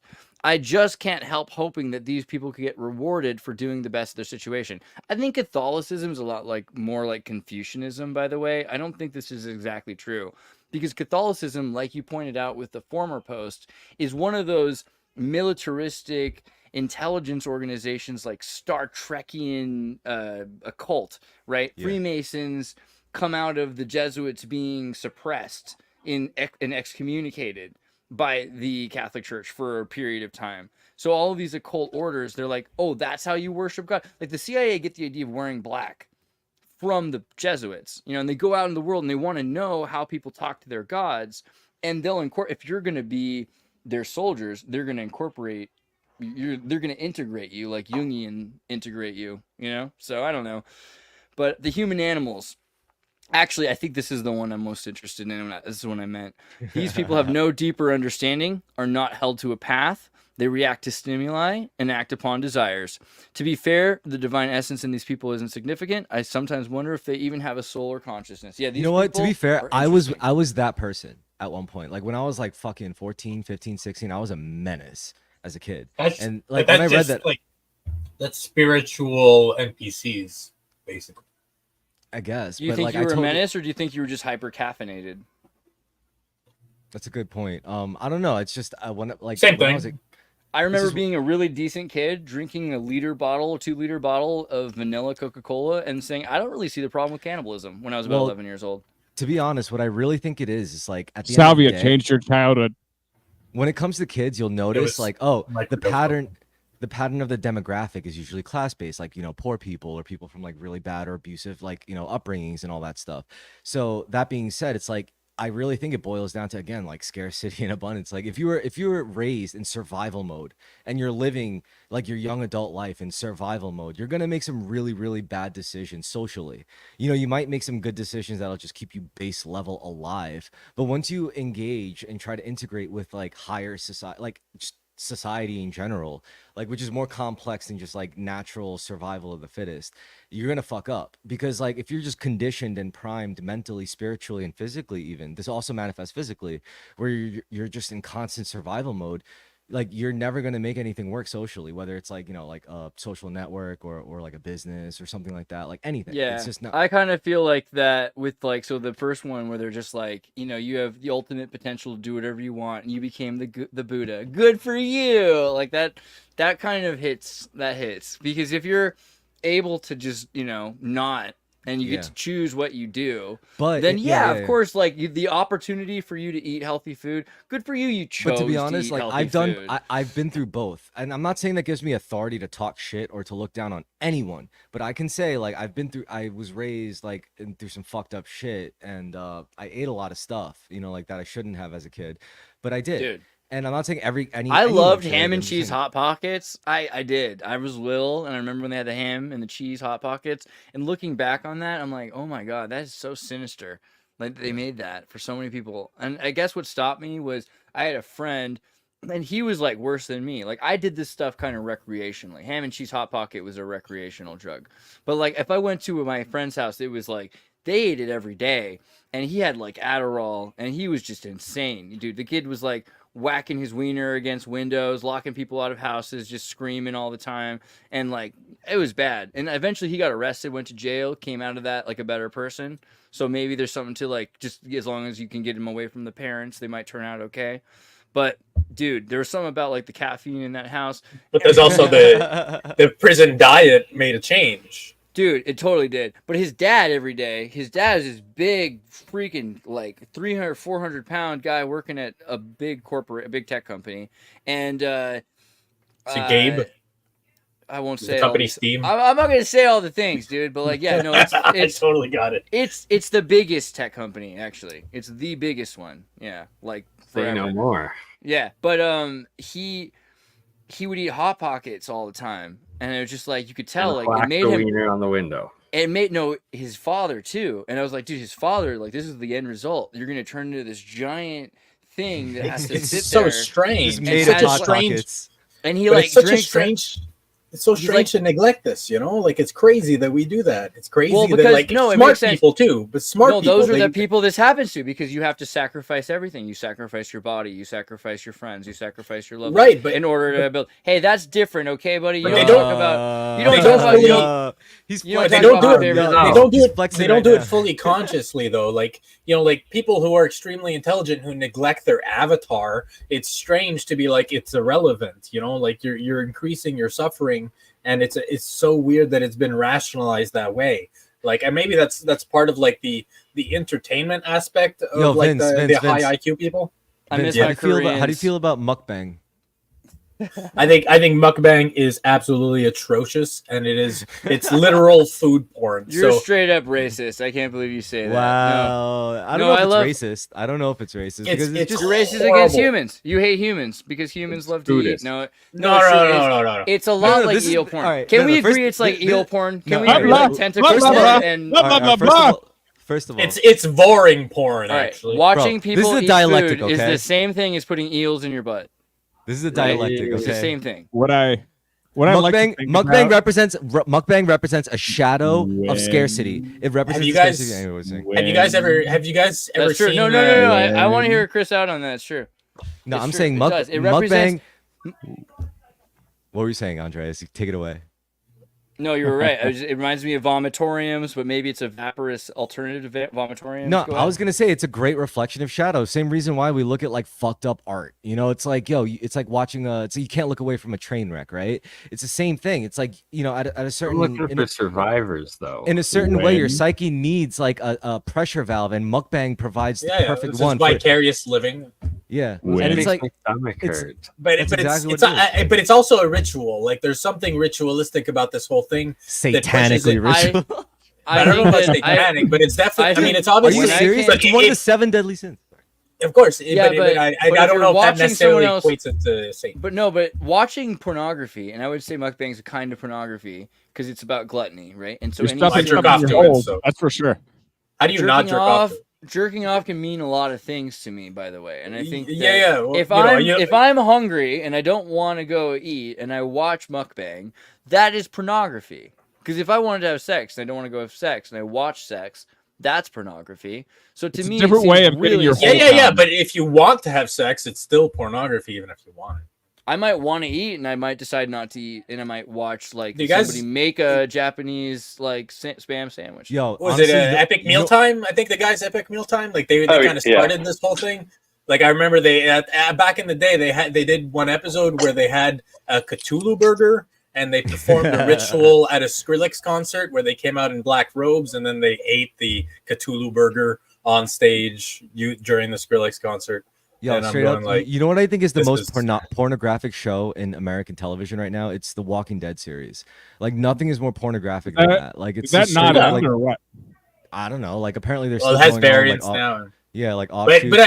I don't know, man. I'd say that The Boys is probably closer to pornographic. Yeah, it's just The violence Walking- is becoming Walking Dead- violence is like the new sex. You know, like we want. think always been, porn- baby. Always I been think- connected, baby. I think that we society should look at is developing pornography, including all of our social media usage. And Wait, what was Andreas? pornography is the best way to define all of our existence at the current moment.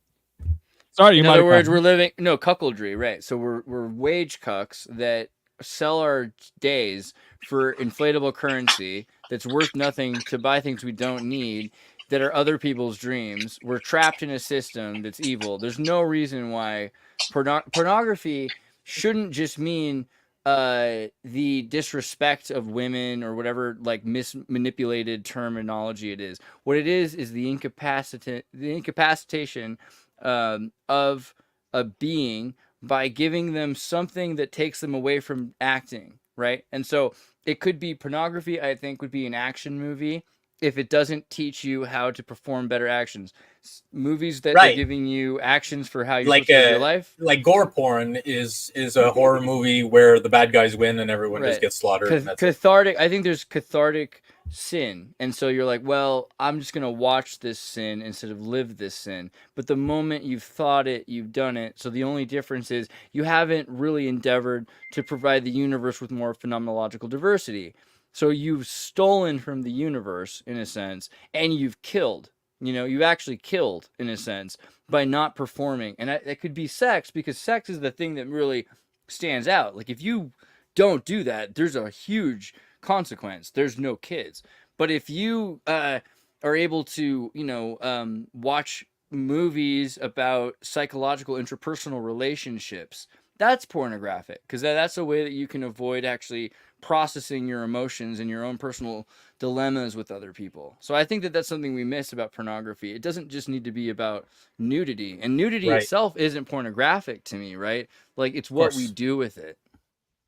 Well, it's like a sort of desecration of a thing and turned into like it removes the I guess the novelty of it and turns it into something that is just like a neurological sort of like farm. Basically, it's like pornography farms your neurology while actual meaning is like the difference. Really, I think I like it's pretty. this anecdote. Oh, it's like you used to go out to the bar, and before all of this crazy media and pornography, if you went to the bar and someone had the titties out, it was like a big deal.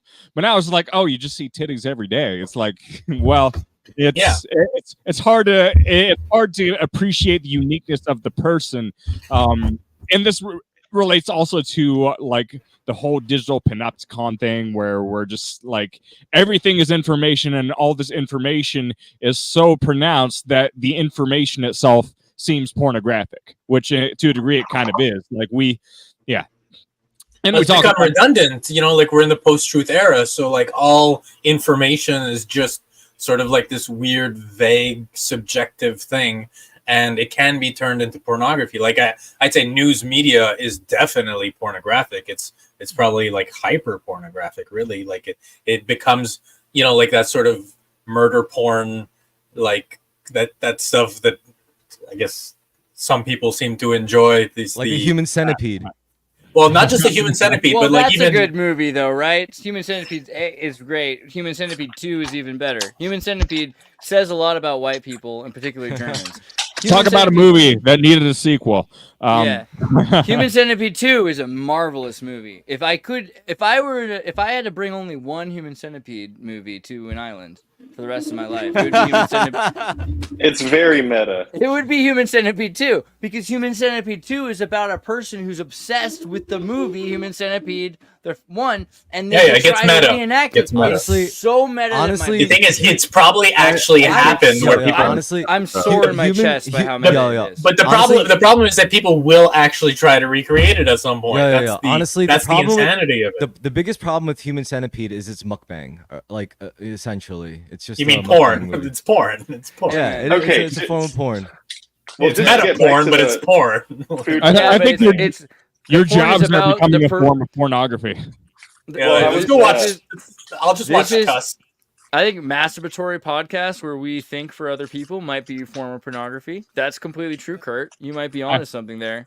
I appreciate having sex with all of you.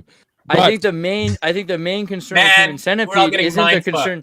The main concern with Human Centipede isn't the concern that there's going to be a German guy who wants to like sew girls together. It's actually the masturbatory cathartic fear of white people saying, "Hey, out there, you know what white people do? They're like real white people, like German people. They sew your mouth to your butt. That's what they do. Like it's like a level of fear that we've created. It's a new level of racism So about. It's like the equivalent. Males. It's the equivalent of Cannibal Holocaust. It's and the doctors, because you're saying science does this, and I think it's really honestly, you know what it's horrified me? not unlikely that Human Centipede affected anti-vaccine. No, speaking of Germans, you know what horrified me more than Human Centipede? It was Hostel. You ever see that movie?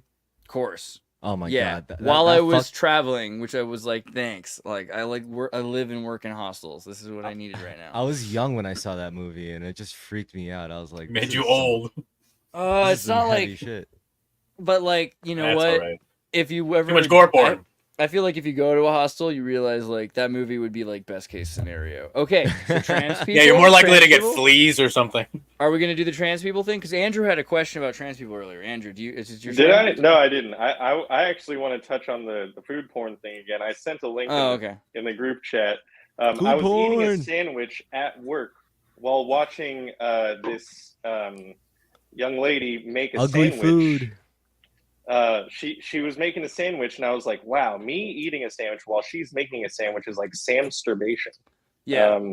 Anyway, it's actually like simultaneous sandwichgasm. Yes, precisely. But what about the trans? What about trans people? Yeah. I thought you had a thing. You wanted to tell me a question. Oh, just it was just a quip about you're quick. Whether or not someone would qualify more. It's just expressing traits that we assign either masculine or feminine, and what it means to be passing. You know, like I was cruising through Facebook suggested friends or whatever, and I was like, oh, how does this person know my wife? And then I was like, thought that I was clocking them, and I had to go back like 9 years of photos to see what. And you're like, Jeff? Yeah, that happens to me all the time. Jeff? Oh my god. You look good, Jeff. But I think I always wonder like how many strangers look at me and they're trying to clock me, you know, because I think I pass. You're a pretty guy. You're a pretty guy. You got a Prince mustache, which I think should count. I know some girls that have those tattooed. Yeah, it's one of the only masculine things I have going for me is this patch of hair in my face that took a million years to fucking grow. Yo, you know what we should do? Nice. You know what we should do? I have to like start mentioning this in every 8 p.m. Wednesday night episode so I could like manifest it. But we got to do this meetup. 2025, we're gonna meet up in person. I think we're gonna do it. So you guys who've been watching the channel for a long time know that this has been like. We've talked about it, but I think we could actually do it. I think there could be like a thing. We could even do like a multi-tour.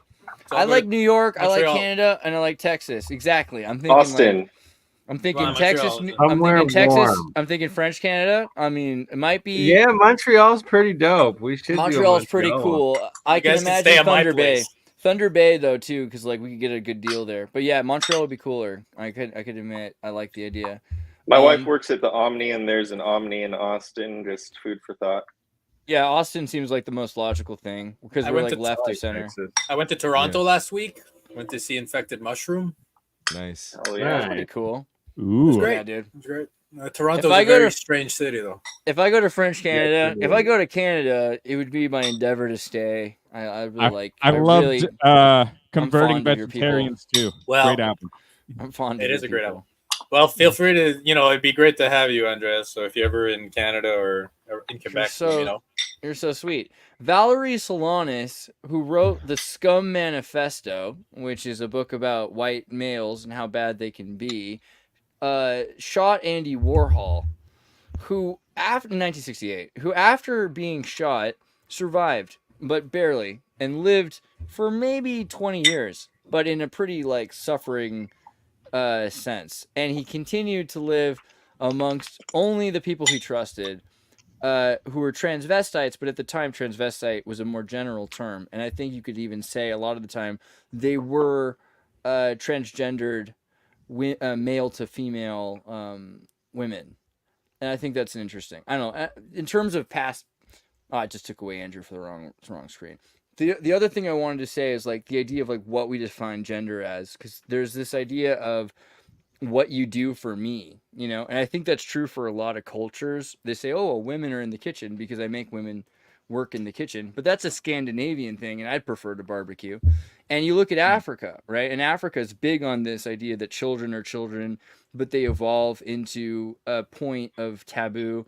Taboo is a ritual they go through, and they're taught to be a man and taught to be a woman, and you're ingratiated because you're accepted.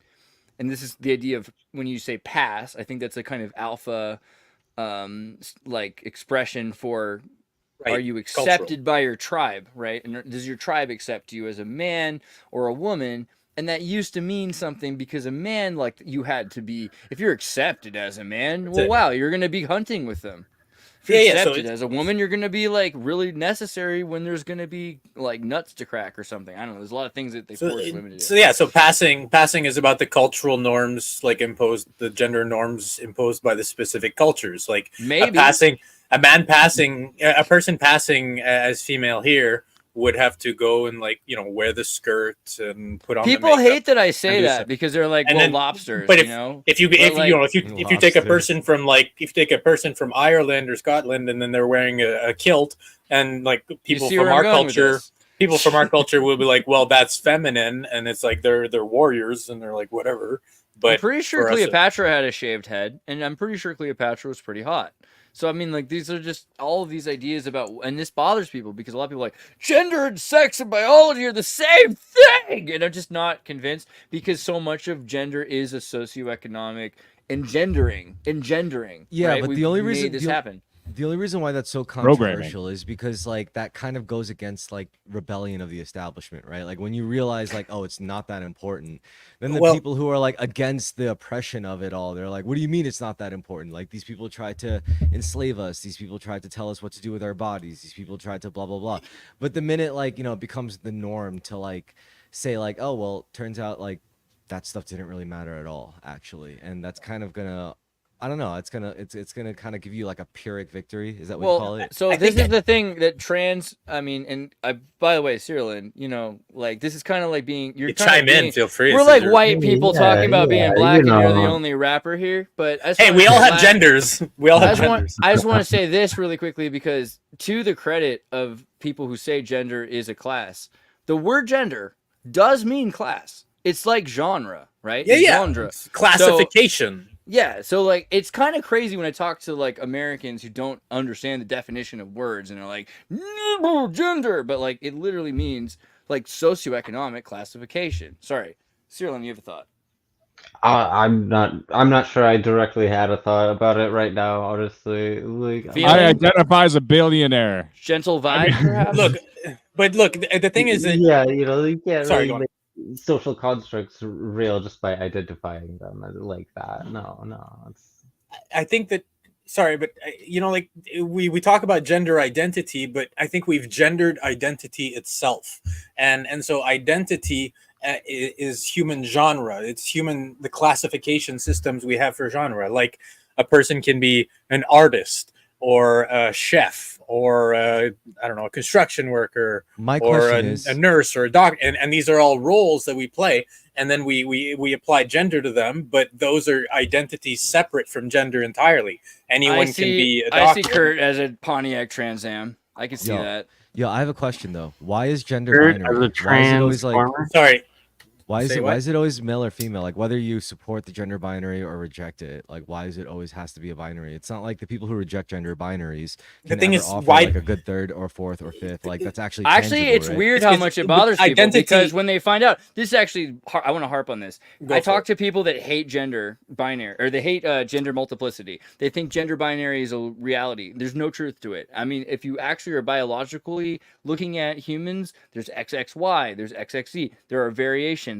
I can admit that these are maybe exceptions to the rule, like we're trying to say that the binary is the universal commonality or normative. We can use all these ideas and words and try to intellectualize it, but it's not a fact that there's only a binary. One or two. Yeah, it's not like It's there's just zero or not one. true. Let's All move right. on, right? Hear Well, me out. gender- There's only rock and rap, okay? Limp Bizkit. Yeah. but gender, but the thing is, there is Triggered. there is a sexual connection to gender somewhere. Because people That's have an where- economic incentive because it's required for reproduction, right? But the thing is that the binary literally- binary, the Taxpayers. binary, You need like taxpayers. there's a binary that acts as pillars in the spectrum, and these two pillars are the primary things that literally dicks and vaginas, and then I think they were making the mistake of obsessing over like gender as like the male female when humans can be whatever they want and identify as whatever they want. We Right. can They could literally be start. class roles completely separate from We our can literally biology. start going like, I identify as a wizard, and that won't require changing anything. It'll just be I do manifesting. reality. self-identify as a wizard. I hope thank you're you comfortable very I with much. agree. the amount of wizards on this panel right now. Yeah, So- yeah. Don't worry. I All support. right. Yeah, I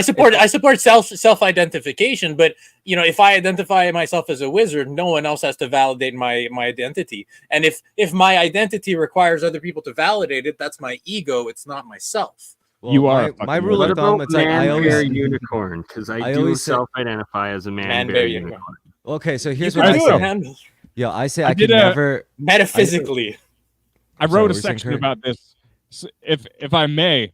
So, like with identity, like I think one thing that would be interesting if someone asked, like, "What's your gender? What do you identify as?" If you said, if your response was just, "I don't participate," but I reject the entire system. yeah, you Yeah, reject the they entire gender system. people, yeah. But like identity has become so tied to our atomization as a society and our separation of people. So there's a big conglomerate of people and a system of consumerism that wants you to form an identity.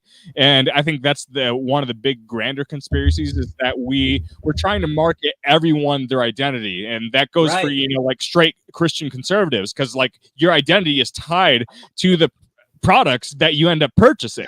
So like the people that are really gung-ho and fight the whole transgender system, they are the people that are most likely to go out and buy products, buy certain types of products. They're the people that will be to validate their gender. They're the people in the Ford F-250s, F-350s that were, bought That's for what a man buys. $70,000. That's what a man buys. Yeah, exactly. And that's, I think you really do have to see past that in order to be like happy That's as the a person. manipulation, right? That's the culture going like, here's your programming, and here's how you should be, and here's how you should act.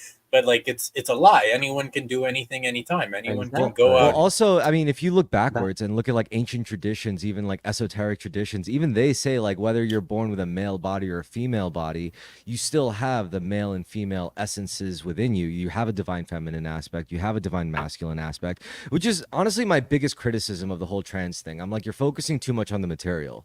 Like that's really it. I Like, have you're to focusing- agree. I And feel I'm like, like you're some people are, but I think most people are saying exactly what you're saying, though. Like, I feel like that's such a huge part of it. Like, there's been so much of it, no matter whether you get surgery, no matter whether you get hormones, no matter whether you change anything or not.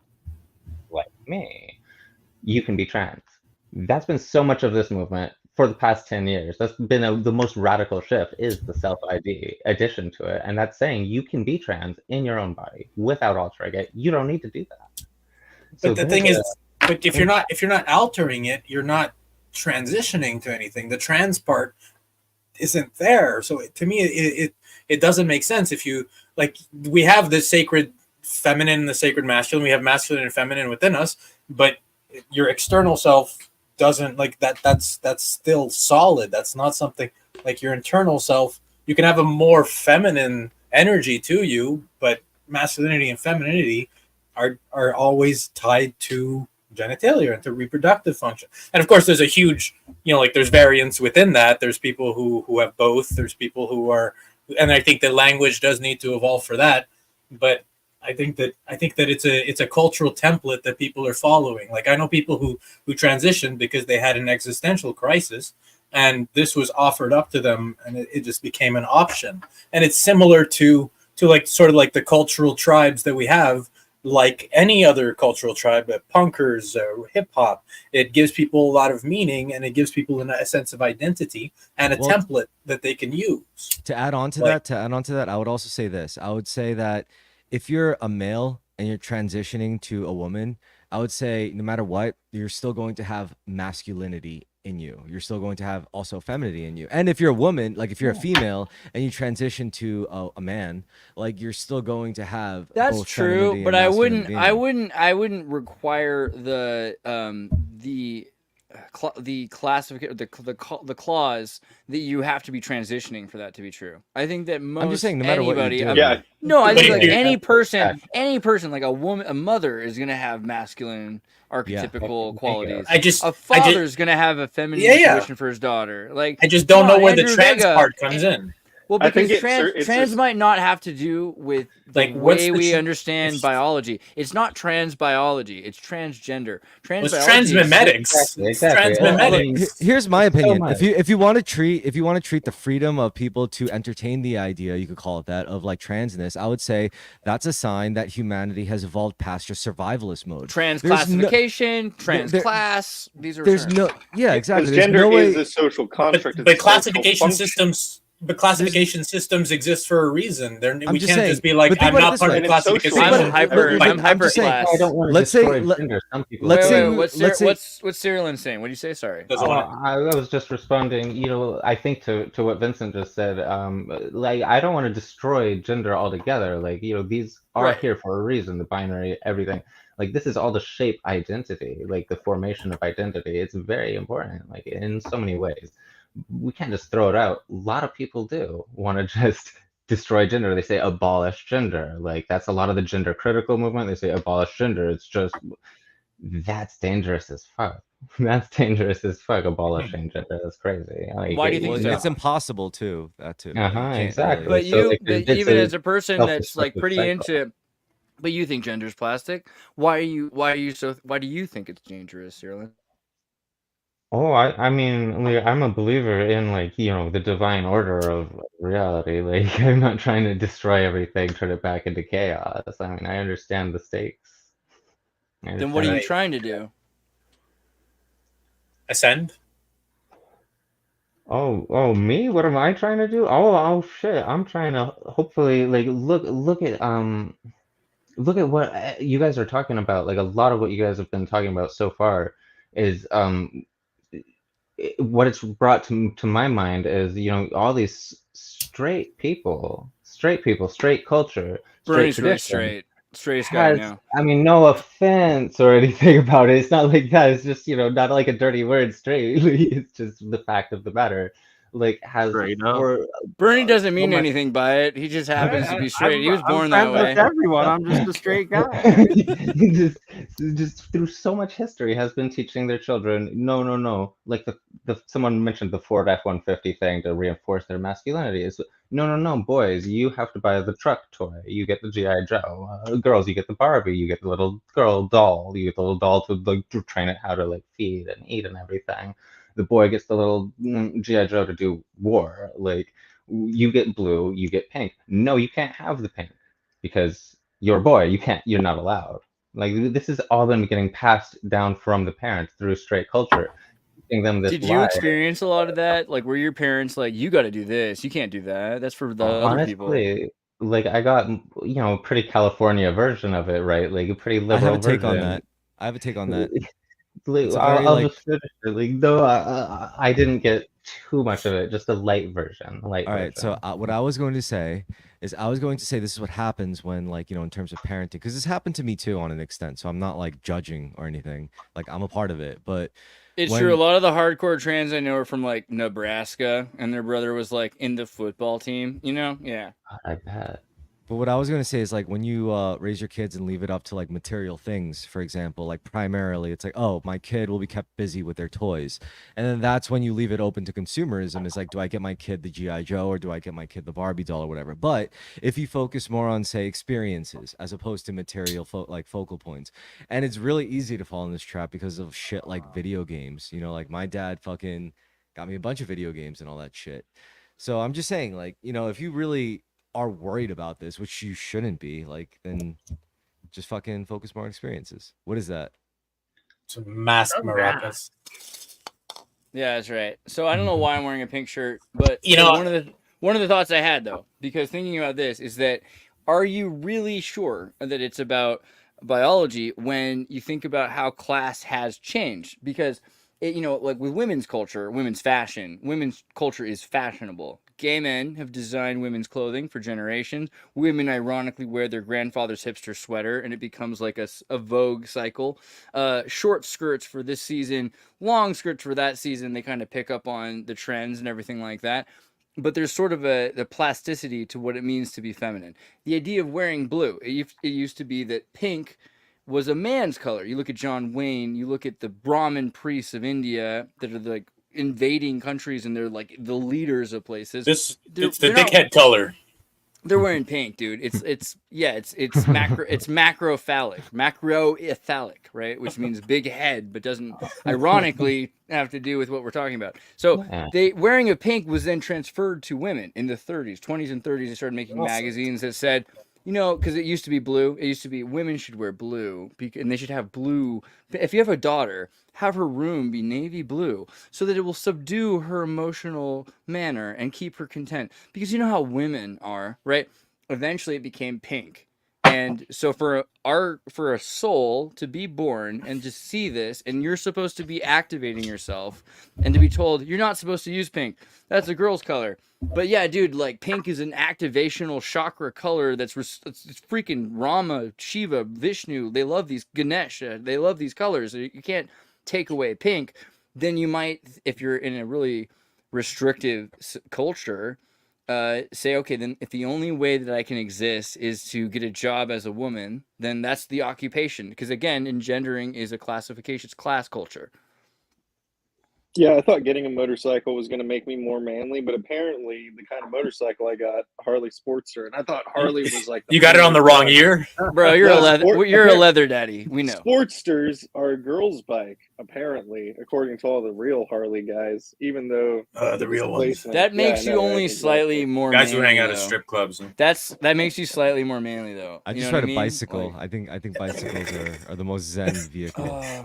Scooters, come on. Sorry. I know we did this earlier already, but in the Proust questionnaire, like I think this is something like in a man, feminine charm. That like it started as what he likes in a man is intelligence and moral sense. It ended in feminine charm.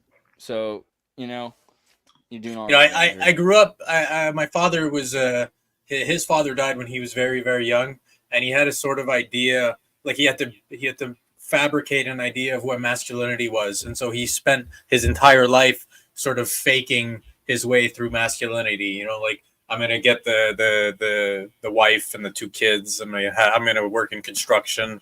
I'm gonna drink all the time. I'm gonna go to strip club, whatever he could conjure up in his head. So it was like a weird combination of like characters he saw on TV, like westerns, wrestlers. Like it was this weird hybridization, and he was 30 minutes of power bottoming a month. Something like that. He was extremely worried about me being gay because I'm an artistic person and I'm inclined towards, I guess, having a strong feminine side. And so I am extremely masculine as well, but I have a very developed feminine side. And he was so uncomfortable with that possibility that I wasn't his distorted ideal of a man, that like I had to basically create my own based. Do you think on that the there's like a Vince, I have 2 questions. Yeah. Well, first question is, does he get along with people well? Well, now, yeah, more so. He's no longer an alcoholic. So I stopped drinking when I was about 13. He's been sober for 20 years now. All right. My second question is, at that time, were you like really good at solving your problems? At which time? I don't know, the time you're talking when he was most judgmental. Oh, well, all I wanted to do was draw. So that's pretty chill. much that's all I did. So I was just, are you doing your homework? Not really. I'm drawing basically all the time. Oh, okay. So he's criticizing my coping mechanism. Yeah, he's criticizing escapism, which I think is like a beautiful thing. But it's not so much that he was criticizing escapism. It's just that I didn't have the right escapism. Like he had an idea of what a boy should be like and how they should behave. I mean, you saw the movie, right? It's American Beauty, except in Canada. So you've seen, this is like one of my favorite movies when I was 10 years old. This is so good. It's a little important. too young to watch it, but yeah. I don't like rules. I don't care about rules. Anyway, Kevin Spacey. But knowing Kevin Costner now to like when I watch Spacey, not Costner. Spacey. I feel like I'm getting groomed whenever I watch this movie. Hell yeah, I do. Hell yeah, I do. Oh yeah, I do. What are you kidding me? Yeah, you do. Watch that movie like 3 more times in slow-mo. I don't know if David Plate has a synchronicity like music for it, but you got to see a sync of this. But I don't know. Basically, if you haven't seen the movie, for you out there, it's a dude who's like kind of has a realization that everything's a bunch of lies, starts to self-realize, and then he meets the neighbor next door whose father is a closet homosexual and has like Nazi. Don't forget the part where he like horn dogs over the daughter there. Closet homosexual and Nazi are like they're maybe not the same thing, but they're definitely it's like connected the suppression is on like inextricable levels. It's a groomer movie. It's not just it's not just Hugo Boss with the Nazis. I know we're at over time, but you gotta know like Ernst Röhm, right? Because Ernst Röhm had like a sexual relationship almost assuredly with Adolf Hitler when he lived in Vienna and even probably into Germany, because like they're manly men, dude. Like a lot of the army were gay. Aryan sex isn't gay. Come on, man. It's dude, if you're super like women, if you're hanging out with women, that's kind of queer, right? Like like you're hanging out with guys all the time. There's nothing gayer than a woman. Yeah, right. Like so these guys were like too manly for women, right? And like I think you can kind of see how that makes sense. Well, there's all those pictures. There's all those pictures of Hitler and like these sort of like. I mean, and by that I don't mean that like the woke culture is inevitably going to become fascist, but it's just something you have to look out for. And I think it might. Vegetarian, still very possible. Vegans. I mean, it's pretty fascist now, so. Yeah, I think. Well, there has always been an appreciation. I don't mean to cut you off. In the culture for some of that, aesthetic. There's definitely some of that. You can see some of that going. A lot of the art, a lot of the fashion. Yeah. Yeah. Yeah. It's like I wonder if there's like a connection between the word fascism and fashion. Actually, that's a good etymology to look to into. Put something together. I believe it. All right. Bundle of sticks. Fashion is now being spelt with a C. There's what we need.